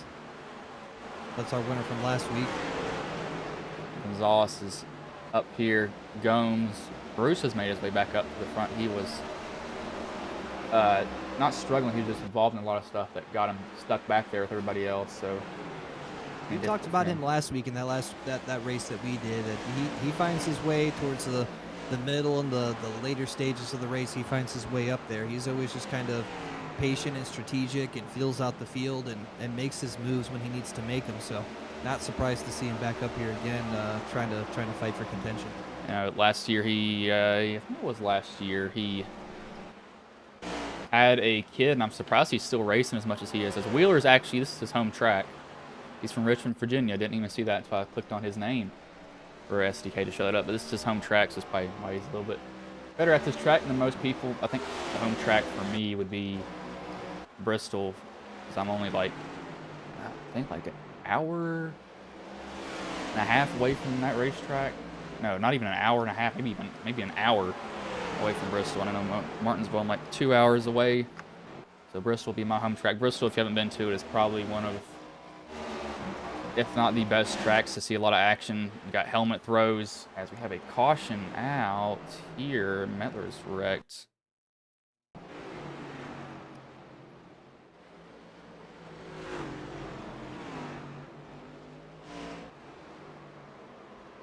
What? No. Oh, Cash. What?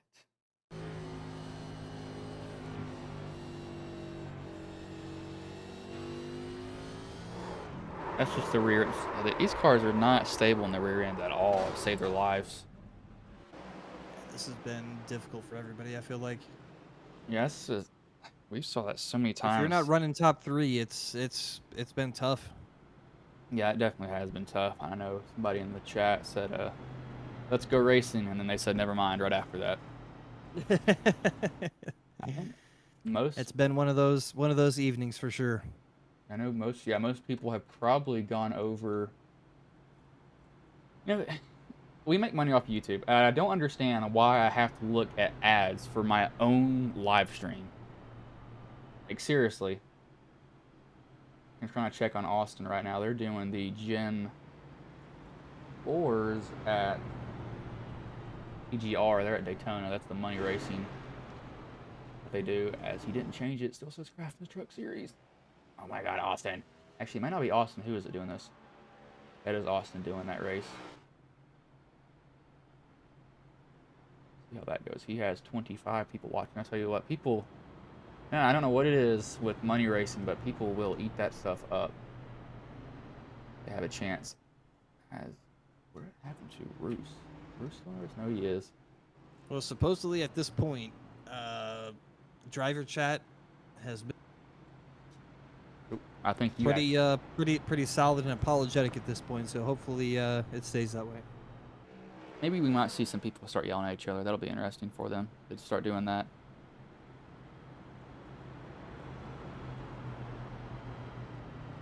Luckily, I've got race chat muted all the time. I don't use this PC to race on. I have a completely different one downstairs, so I keep it muted. I think luckily I haven't dropped in on somebody's conversation, but I know some things can be said over the radio, and not too happy.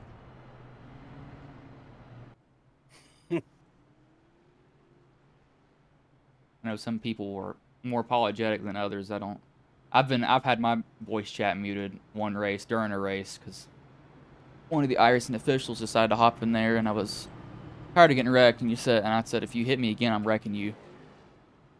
And I'm not a low IR driver either. There's just no respect anymore, and people drive stupid, just flat out dumb. It seems like half the time. So not something I'm fond of.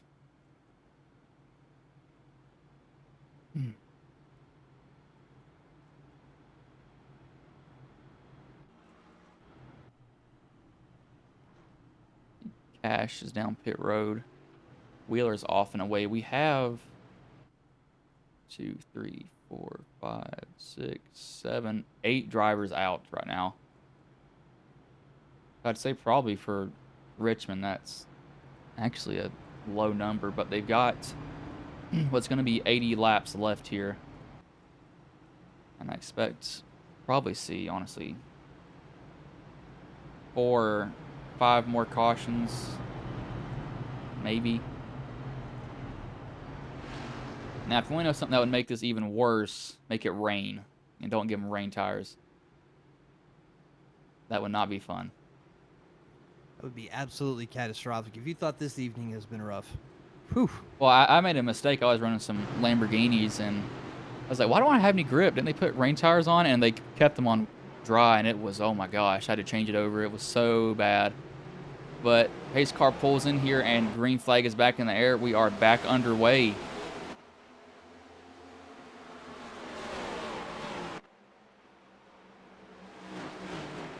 I think the key to Wheeler's success here is his entry on his turns. I mean, his entry is just so beautiful to watch.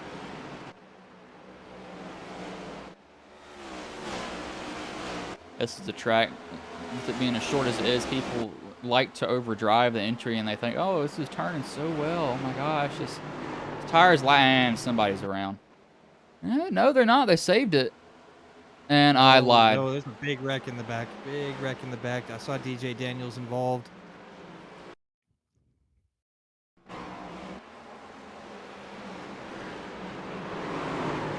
Bobbled and went down the track, overcorrected, came back up.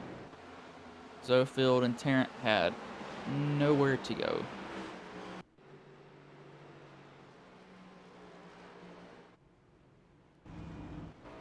It's been a rough race. Very, very rough race. Still 15 people watching here, surprisingly. Beat that. Looks like 26. And I would... Actually, let me check something here really quickly. I'm going to turn the game off. Okay, they have a lot of time for that, so they don't have to worry about that. I was almost going to say they might run out of time, but they've got a almost 4-hour reservation spot for this hosted session. I've only done a couple races, or I think only really one race where he's ran out of time. DJ Daniel's going to have a drive-through penalty coming in for that last wreck. Looking at a drive-through here under green. We'll probably put him 1 lap down if I had to guess. Probably 1. But he's going to be behind on the count already.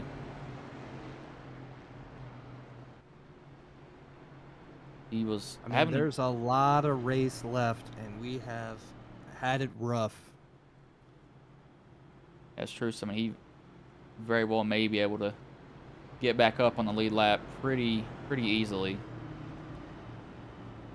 So I would not be surprised if he's able to.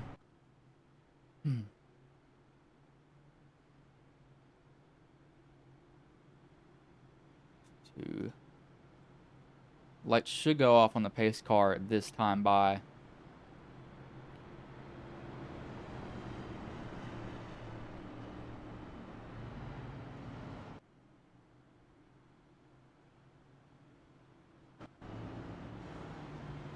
Would say biggest mover right now is Cody, but he doesn't have a front end.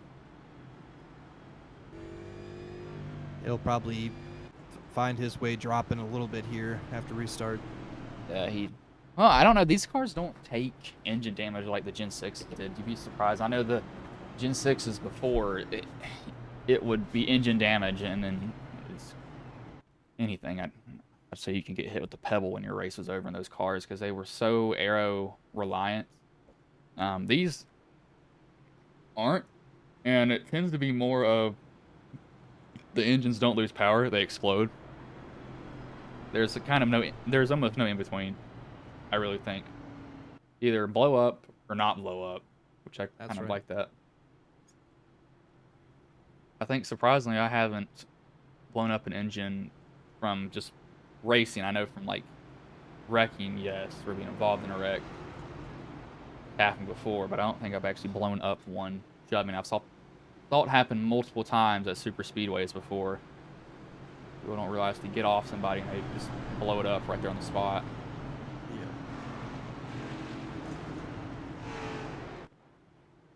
But lights have gone off on the pace car, so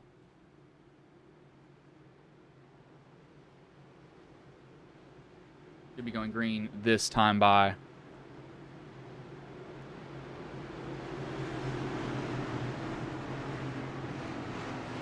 Pace car will pull in here, and green flag is back in the air. We are back underway.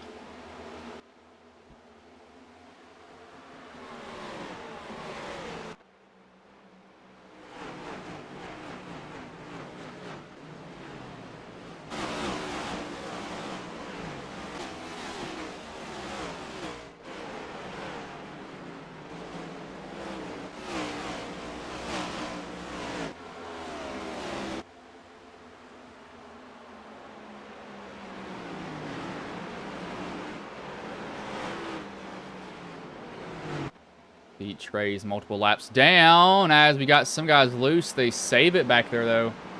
Hubka was 1, and I think Sabanovsky was 1 also. Somebody else almost spun because I can see more smoke up front. But they're coming to 70 to go in the race here right now currently. See Roos slowly making his way back up here. I had a feeling I'd see him, and look what's happening. I've seen him again up here.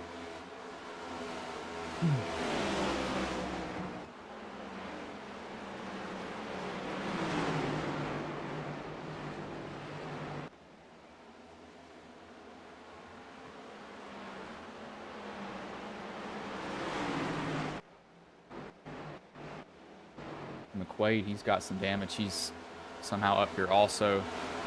A lot of these guys we haven't saw, but they kind of endured the storm and found their way up towards the front again.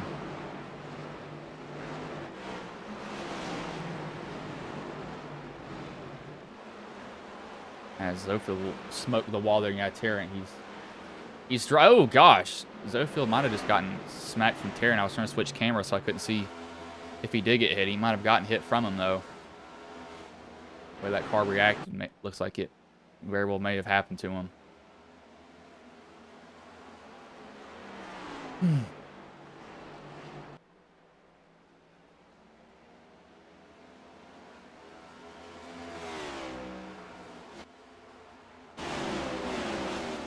want to see if Isaiah can get back up there, because he was doing pretty well.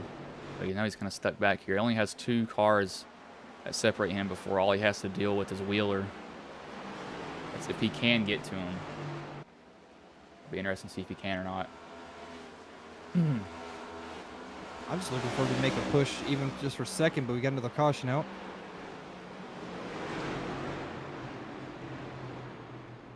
That's Trey. Yeah, Trey's race looks like it's probably over. Damage that he got. That's some smoked tires. Zofield will bounce it off the... That's not Trey's fault. Zofield bounced it off the wall, and Trey had nowhere to go. We will go to another side-by-side commercial break as these guys are under caution again.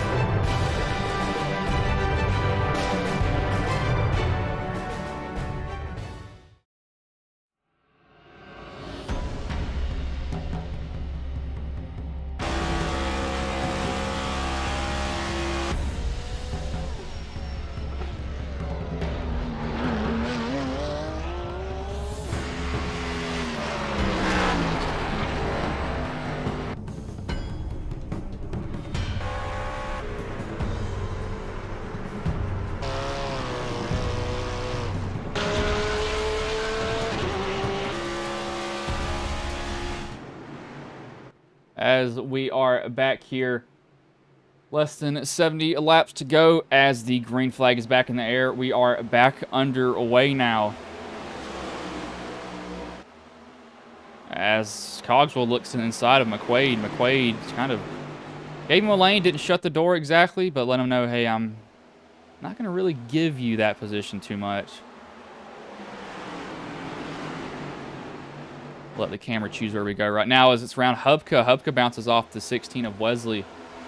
They are almost 3 wide back there. Looks like it's looking at Thomas Fisher.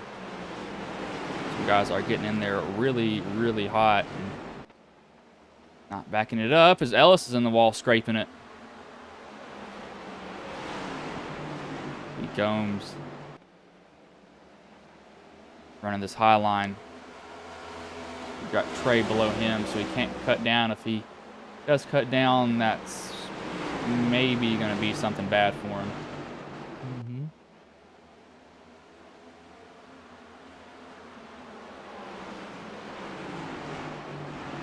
Quaid doing a decent job holding his P1 position. He's got some, looks like he's got some damage there to the right front.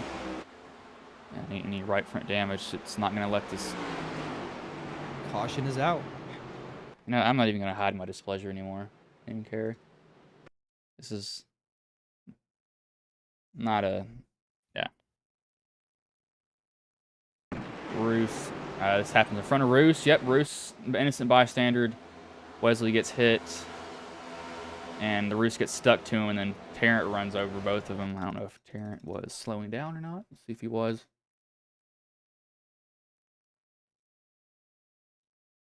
That's Roos's. Where is Tarrant? He was. He's... No, that's... I don't know. I don't know if that's Arca. Nah, I don't know if I classify that as Arca brake. He braked, thought they were going to go somewhere else, and then just killed the toe link on that car. So I'm not. He definitely saw him gas it back up, but I think he saw a gap that he was going to try to take.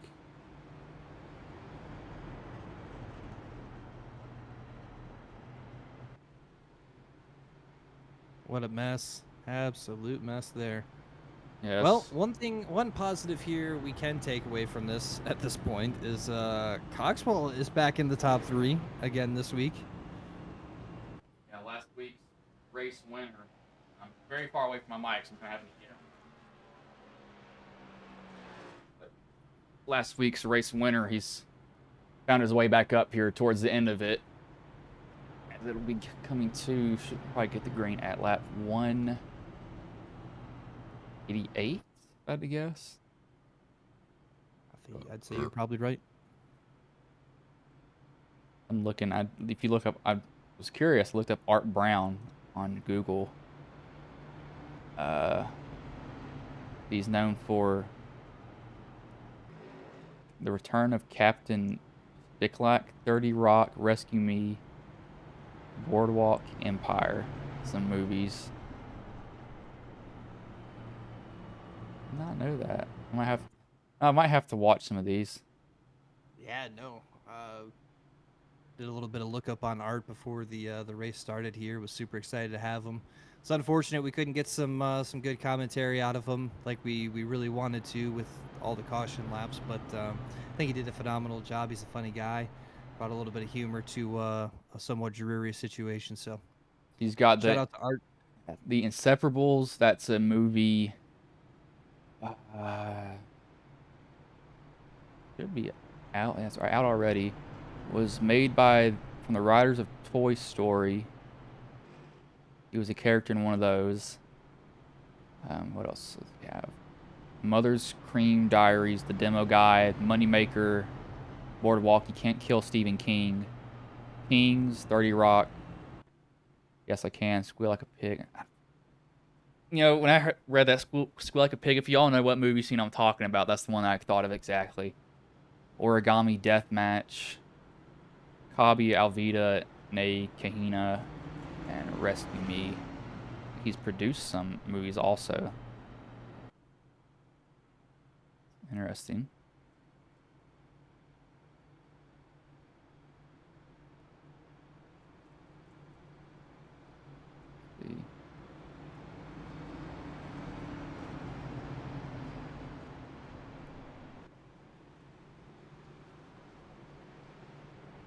Also, for some reason, when you look up his name, it puts up Wabi Sabi wall art, which is a type of Japanese art. I went to college. That's the only reason I know that. I'm in college. It's the only reason I know what Wabi Sabi is. It's just Japanese art.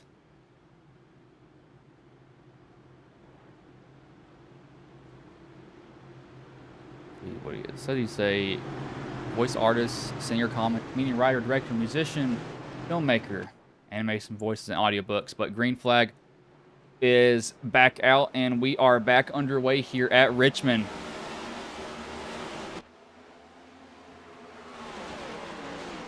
Justin Wheeler peeking inside.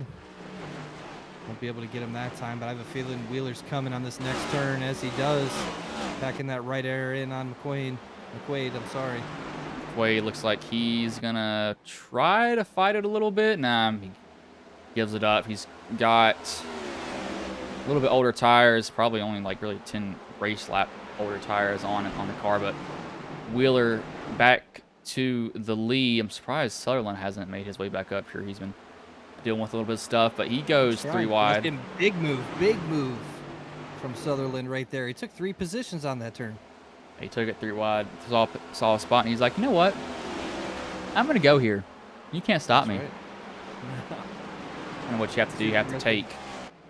He wants to be back up here in the front. I don't blame him. He ran the track well earlier in the race. He was up front to kind of start as McQuaid's camera has glitched out. Because there's only really 2 drivers that have the camera. I'm not even going to bother to pull them up. It's Hubka, a.k.a. Mr. Clean. And I'm not sure who this other person is over there. But McQuaid's fighting with Brock right now, trying to hold 3rd position. Gonna shoot up the track just a little bit. As he's got, oh, fishtailing it coming out of the corner. Car stepped out on him, but luckily he's able to keep the wheels up under him, because that was about to end up really bad for him if he didn't. Or good. As I was getting ready to call out a good move again, we're under caution. Brownlee, Zofield, and Gillard.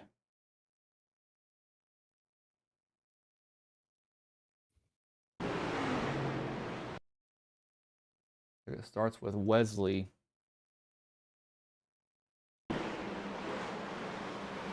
Wesley got into the rear of Ellis, and then Ellis saves it. Wesley goes down to the bottom. Comes back up on track, right in the path of Wheeler and Brownlee. And Zofield hits it against the wall. Gillard locks it up, trying not to hit him. 3, 4, 5 cars down pit road. It's going to shake up the front of the field a little bit. McQuaid was one of those drivers that came in. If I was McQuaid, I'd honestly would think about coming in, because what I'm saying think about coming in is think about not coming in, because of the how the race has gone. I mean, you really need tires. You really need any of that at this point. I mean, I have to weigh the benefits and the non-benefits of them. Just before the caution there, Isaiah made another big move to get into the top 5. A couple of those cars in the top 3 pitting puts him back in top 3 position. It'll be interesting to watch, see if we can get a Sutherland-Wheeler shootout here. Very interesting. Well, we might. Sutherland, he's up to 3rd, so he might get another position on this one alone. So we'll have to see.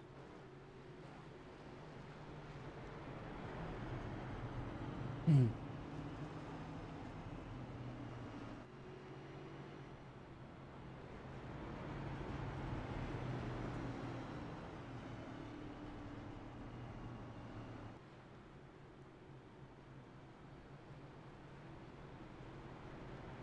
should get the green actually probably at lap 200, to guess. So be 40 laps left, and TJ, looking at his stuff, he's not happy in the Discord.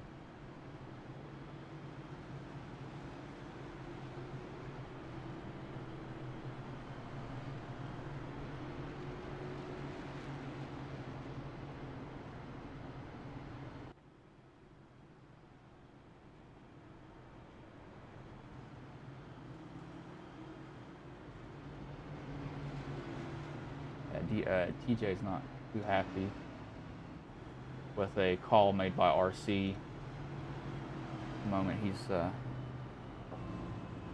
little bit mad at that. Wouldn't blame him.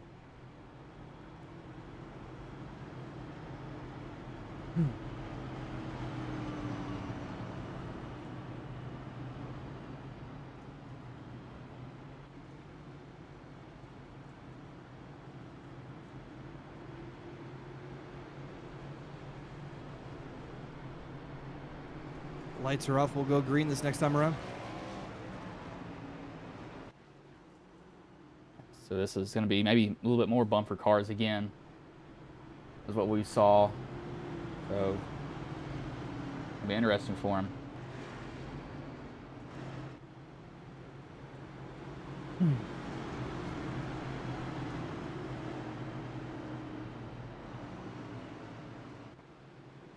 As Wesley has jumped to the pit. So the 41 laps left here.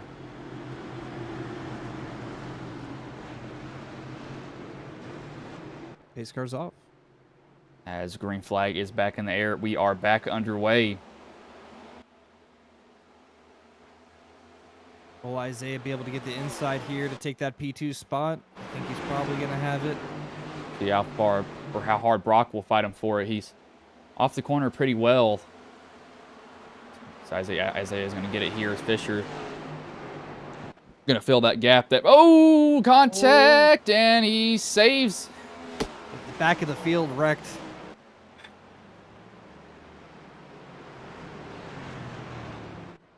I don't know how. I'm gonna go ahead and say it.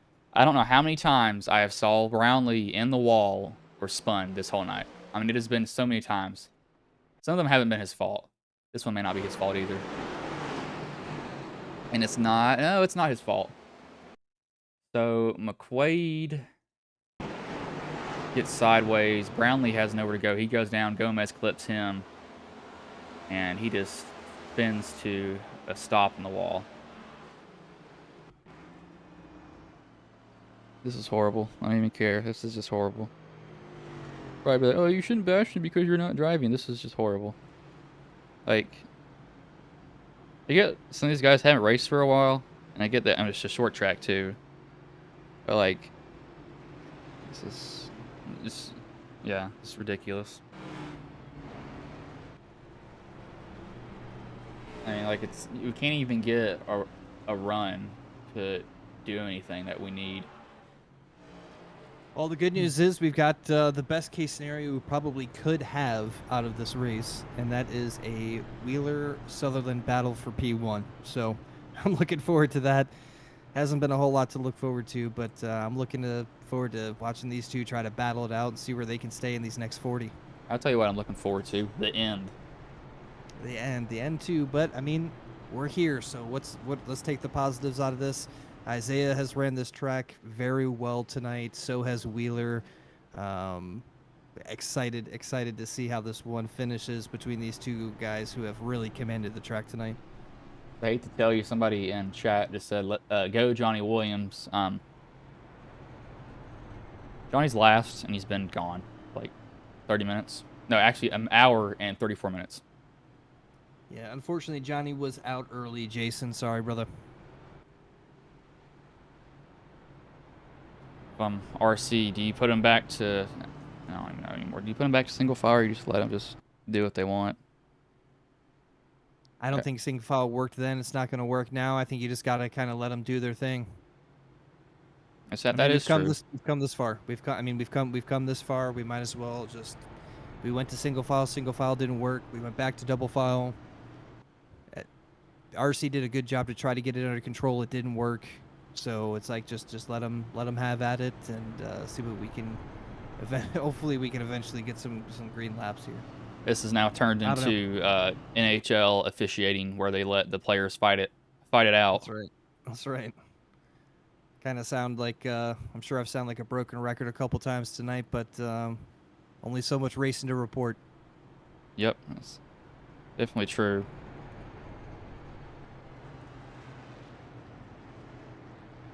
But I do honestly feel excited for the end of this race. That is true from the heart. Sutherland, Wheeler up front.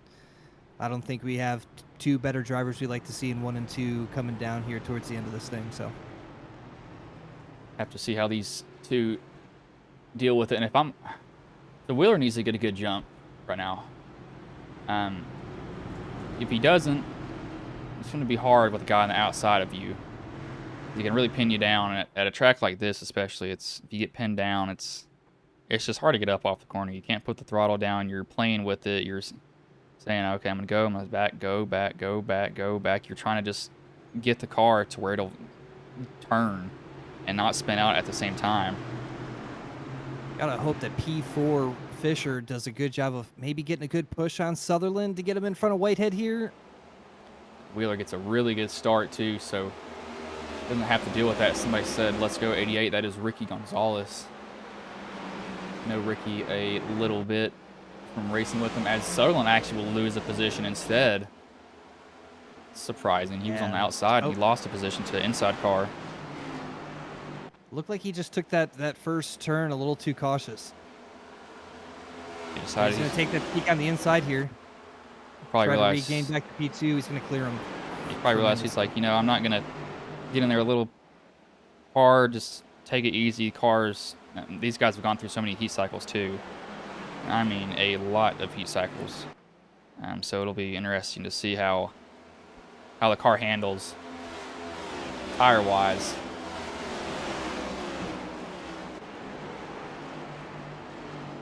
It's fine. I'm not even going to say it because something will happen. Yep.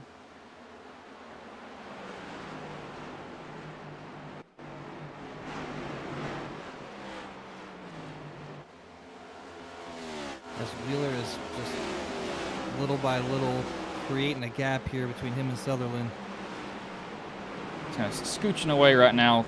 If I'm him too, I wouldn't be out there pushing it. Just foot to the floor. I'd be saying, doing good.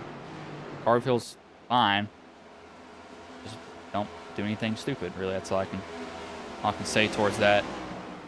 I would say the whole thing for this front 5, front 4, really just at this point, we're all just trying to get to the last couple laps here to just kind of try to make a move. And the way Austin's ran, I mean, I'm sure, unfortunately, I don't want to say it, but we're probably going to see some type of restart here at some point.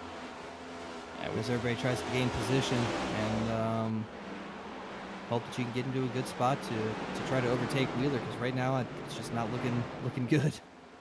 Yeah, I probably will see something happen again. As I was looking at Sabanowski, he almost looped it around there. Before these guys get within 20 to go, we're going to take one last commercial break here.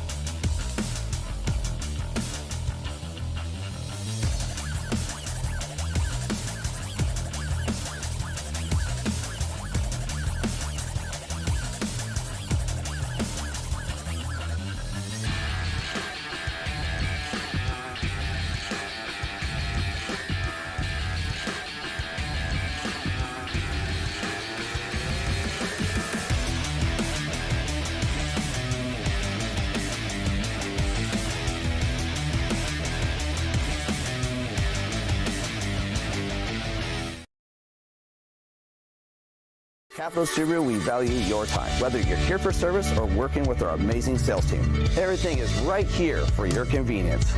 We offer a great selection of Subarus, an industry-leading service center that keeps you moving, and so much more. Like our living green wall, just one of the many features throughout our dealership. Looking for the perfect pet gift? Check out Happy Paws Pet Shop right here in our lobby. Or plan your next adventure in our fireside seating and find your happy place. It's always your time at Capital Subaru, your way on the Parkway.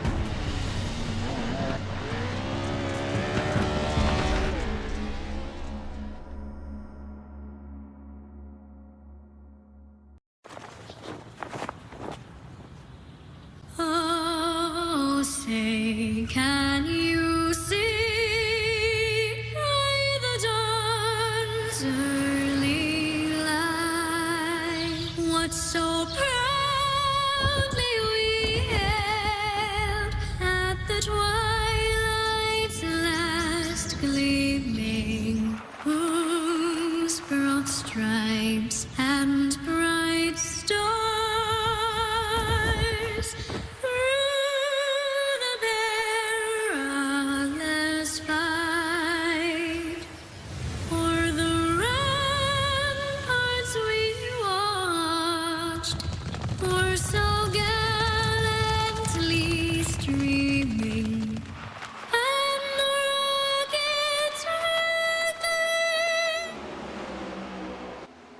as we are back here. We went green. I was looking at replay, and we just decidedly didn't do that. They had a caution, but again, I'm not going to bring you all back in for that, as there is 20 to go in the race here. Not had, honestly, a lot of racing to talk about because it's all been at pace speed. So hopefully we get all that sorted out. Well, I've been saying that the whole night, and don't think that's helped too much for us. No, it certainly hasn't, but Sutherland makes the pass on the inside for P2 over Brock. Would love to see these guys try to catch Austin. To see if he breaks away again. I have to see if Sutherland can get him. He'll probably draw it close to him if I had to guess, and he won't just let him full-on pull away. Hopefully. I mean, Austin's just his entry, I'm telling you, watching it from the rear chase view going into these turns, I mean, the entry is just so crisp, so clean. That's what gains him all of his speed, his exit speed coming out. You can see the other cars behind him just not able to quite get the entry that he's getting or the exit speed. So, ooh, a little bit of a touch in the wall there from Wheeler. go on board here with him for a little bit.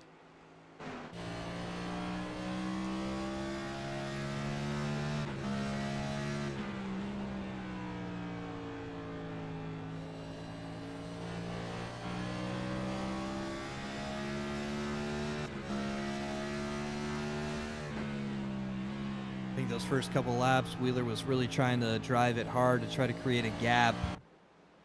Scrape the wall a little bit. I think he kind of realized, just settle it down. You've got this racing control. Calm, cool, steady. If anything, it looks like it was just a little bit of a scrape. It wasn't like, yeah, I'm going to go up there and smoke it. If it was the older cars, that'd be a real issue, but it's not, so he's lucky with that. Southern little touch on the wall there.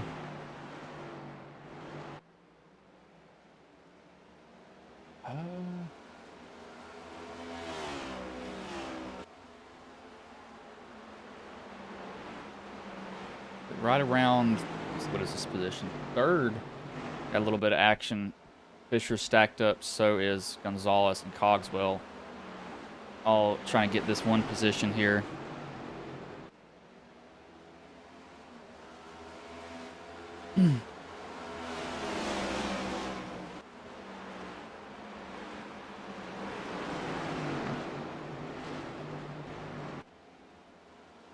Brock's actually going to pull away from him just a tad, and Wheeler is going to extend his lead. He's actually been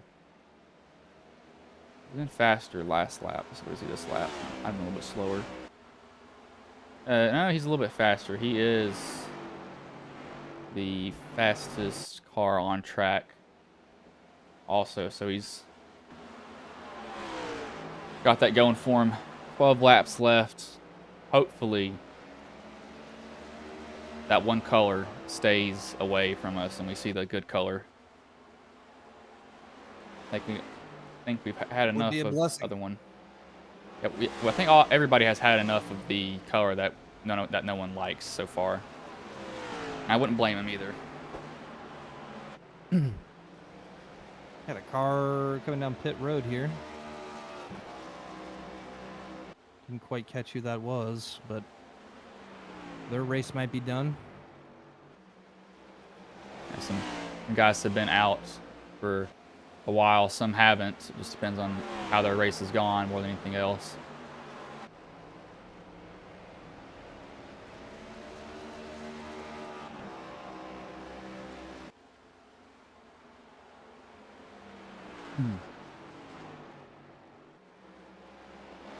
Sutherland's gained a little bit, and not a lot. As Gillard apparently wrecked. They didn't throw the caution for that, though. They're keeping it green instead. I'd be doing the same thing also. I wouldn't be throwing cautions right now. We've had enough of those tonight.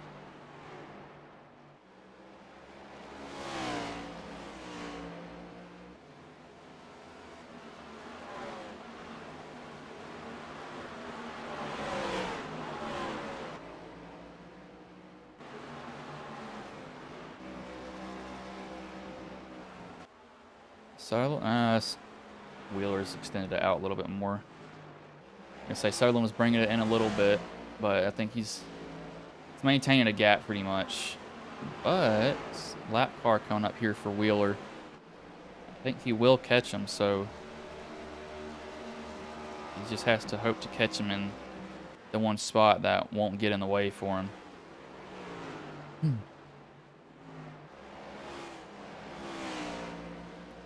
There we go. We've got a caution. Yeah, we can't make it to the end, sadly, for that. Gonzalez, he probably got punted here. Wheeler's probably kicking the dashboard right now as he had this thing pretty well in the bag, I feel like, with 8 to go. Gonzalez just got in there way too hot. Locked it up under Fisher.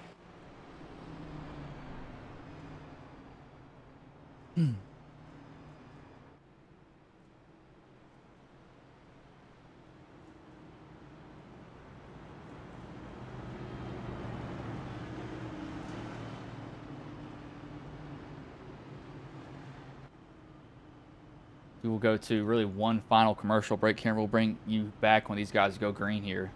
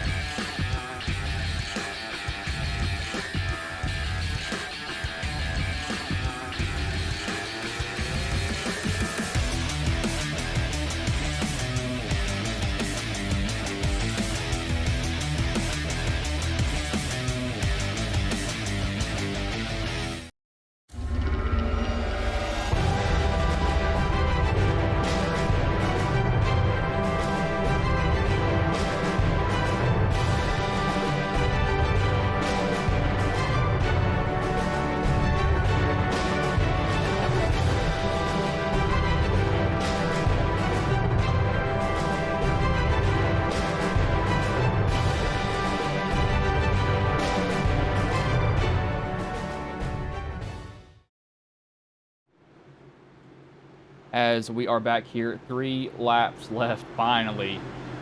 Wheeler and Sutherland, the front two, Brock and Cogswell, DJ and Gomes, the 2 rows behind them. As green flag is in the air, we are back underway here. Wheeler gets a good jump on the field.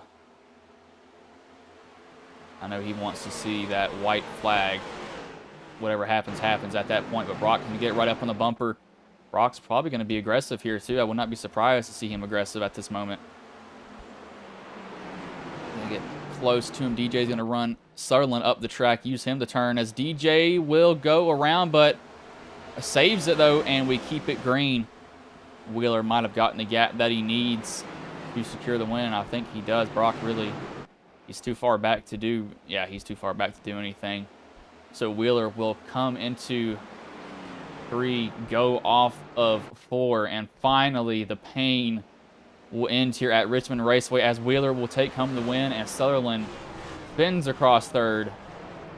A nice save.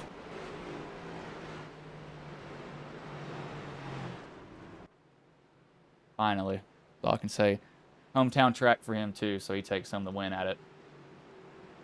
Good for Austin. Congratulations to him. Brock Whitehead there in 2nd. Man, so close to another Whitehead top 5, close to another Whitehead 1st. I still think that team is going to be a team to beat here coming up. They're definitely due. Sutherland excited to interview him, see what his thoughts were getting to a short track racing. Watch Wheeler do his burnout. The rookie.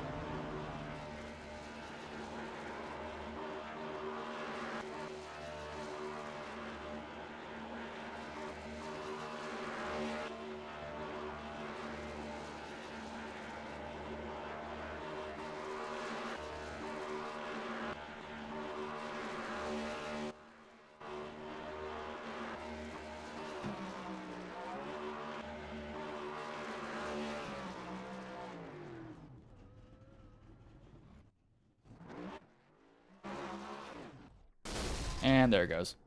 Waiting for his engine to blow up, and it finally did. We'll bring in the top 3, though, from this race here. Let me get Isaiah in here, boy.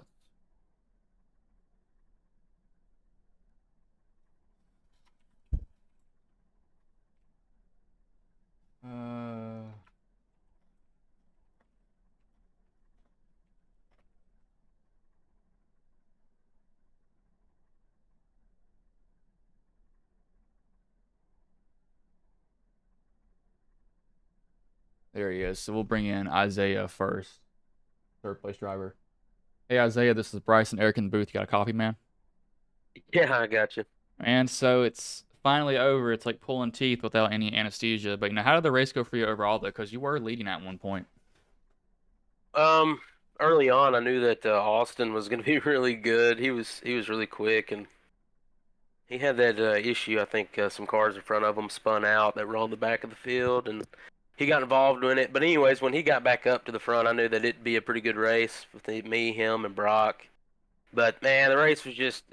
I'm not talking bad about the lead. The race was terrible. Let's just be real. It was terrible up until about 40 to go, and I'd say we got to race a little bit. So, it's any league you race in. Short tracks are just tough for people. It is what it is.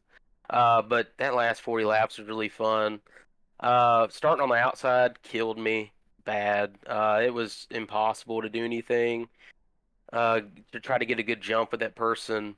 When you're on the outside, it was just impossible. So I really wish we didn't have that caution when we had about 10 to go, because I felt like I had a pretty good momentum build up on Austin to where maybe with 1 to go I could have got to him. But, caution came out, and we go into overtime there, or 5 to go, whatever it was. And it's just a crapshoot at that point. So it was a little wild, but I'm glad I could hang on for third there. Yeah, no, Isaiah, you ran a really great race, man. For the majority, it's a shame because, man, I mean, we saw you catching Austin for a few laps there towards the end. You were really gaining on him there. We thought you might make a push before that last caution came out there. But last week when we talked in your post race interview, you were excited to get back to short track racing. Was it what you expected? Did you have the same excitement? Hold on one second. Let me mute iRacing here. I'm sorry. No, I love short track racing.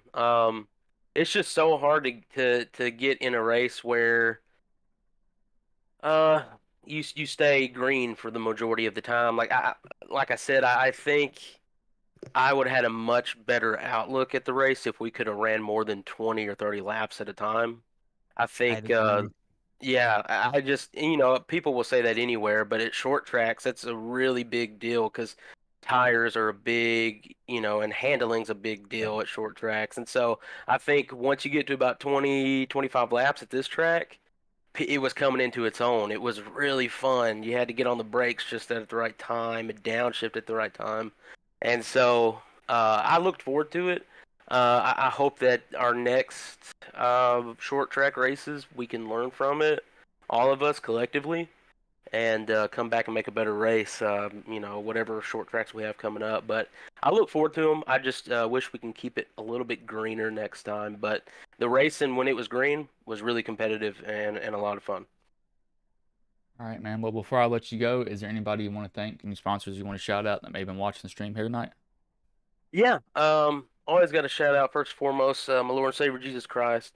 Been so good to me in my life, and I always got to give him the praise, especially when I'm on a platform where I can speak to a certain amount of people, whether it be 10, 15, or 20. That's people that need to hear about Jesus. Um, my mom and dad, they always tune in and watch. Big supporters. I got some family. My Uncle Gary watches almost every week. No matter what I drive, he always tunes in, whether it's good or bad. Shout out Uncle Gary. Uncle Gary, yeah. Shout out Uncle Gary. Um, my good friend Eric, he watches all the time. My girlfriend keeps up with it, so shout out to you, Dalen. And then the sponsors on the car, Virtual Academy, that's online training for police officers, active duty or retired. You could sign up for courses. They're $69 a year at subscriptions.virtualacademy.com/sign up. And also Sutherland Used Cars. That's my uncle Charles' dealership here in Northwest Tennessee, in Union City, Tennessee. So if you're looking for a car, if you're anywhere near the area, you can look them up on Facebook, travel down here. They got some of the best prices for a used car dealership. And then you guys in the booth are wonderful, and all the fans that stuck around, especially tonight, since it's kind of a late one. All right, man. Well, I'll let you go. Good job.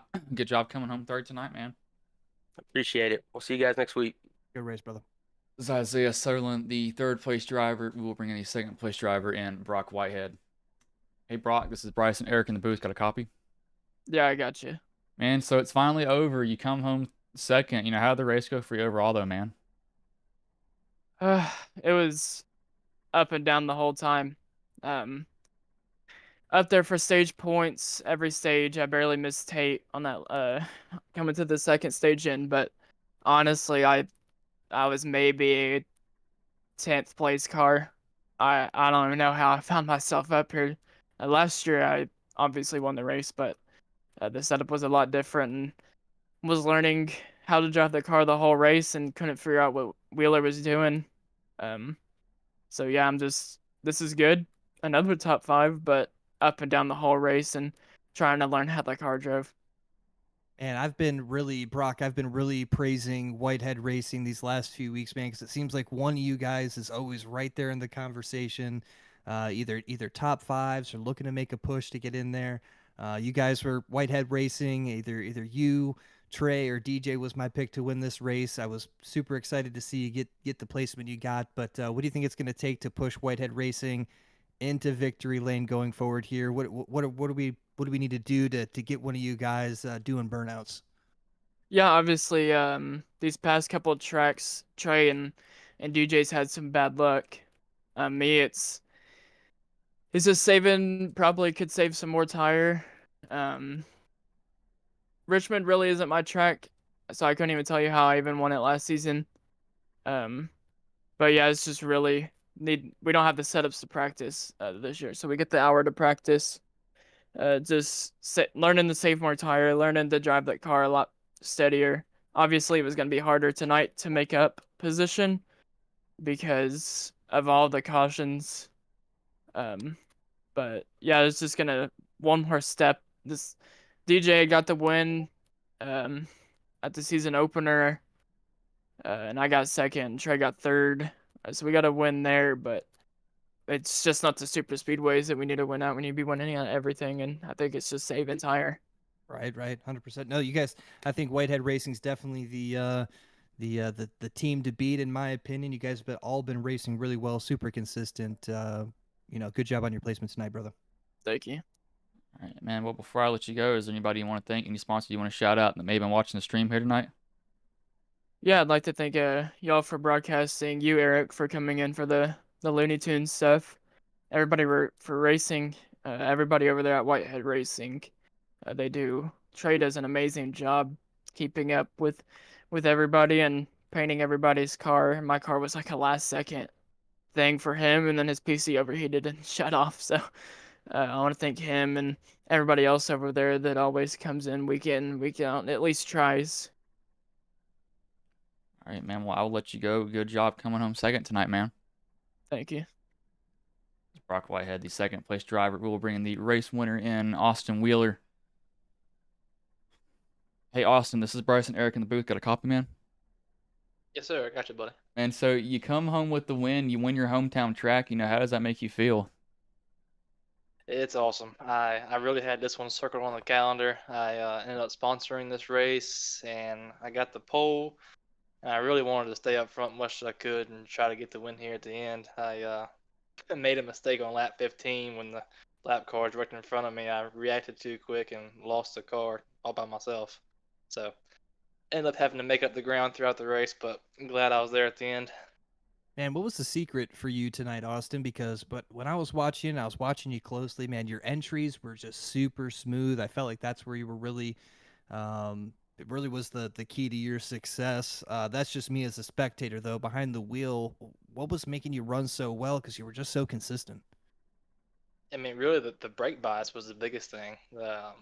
I know they made a tighter setup for this track, try to make everybody, be a little more controllable, I guess, but it just made the car so tight. So I had a whole pile of rear brake in it, which is probably why I self-spun on lap 15. But that helped a lot on entry and really just letting the car rotate to center. A lot of guys were rushing it off the exit and rolling that right front over. So letting the car rotate, getting a good launch off, and of course, getting in the corner deep without sliding and overdriving it. And it was a pleasure to watch you race, man. It was a work of art watching you go in and out of those turns, man. Congrats on the win. Thank you, sir. I appreciate that. All right, man. Well, before I let you go, is there anybody you want to thank, any sponsors you want to shout out that may have been watching the stream here tonight? Yeah, absolutely. My wife let me do this every week, and my main sponsor, Wheels Painting, turning houses into homes, painting interior and exterior houses. A good friend of mine, Jonathan, likes to spot for me here every now and again, and he helped me get the win here tonight. So, All right, man. Well, I'll let you go. Good job coming home with the win, man. thank you, sir. Thanks for broadcasting, guys. Appreciate it. As that was the race winner in Austin Wheeler, we'll not keep you all any longer because it has been one long race. So I will let you all go.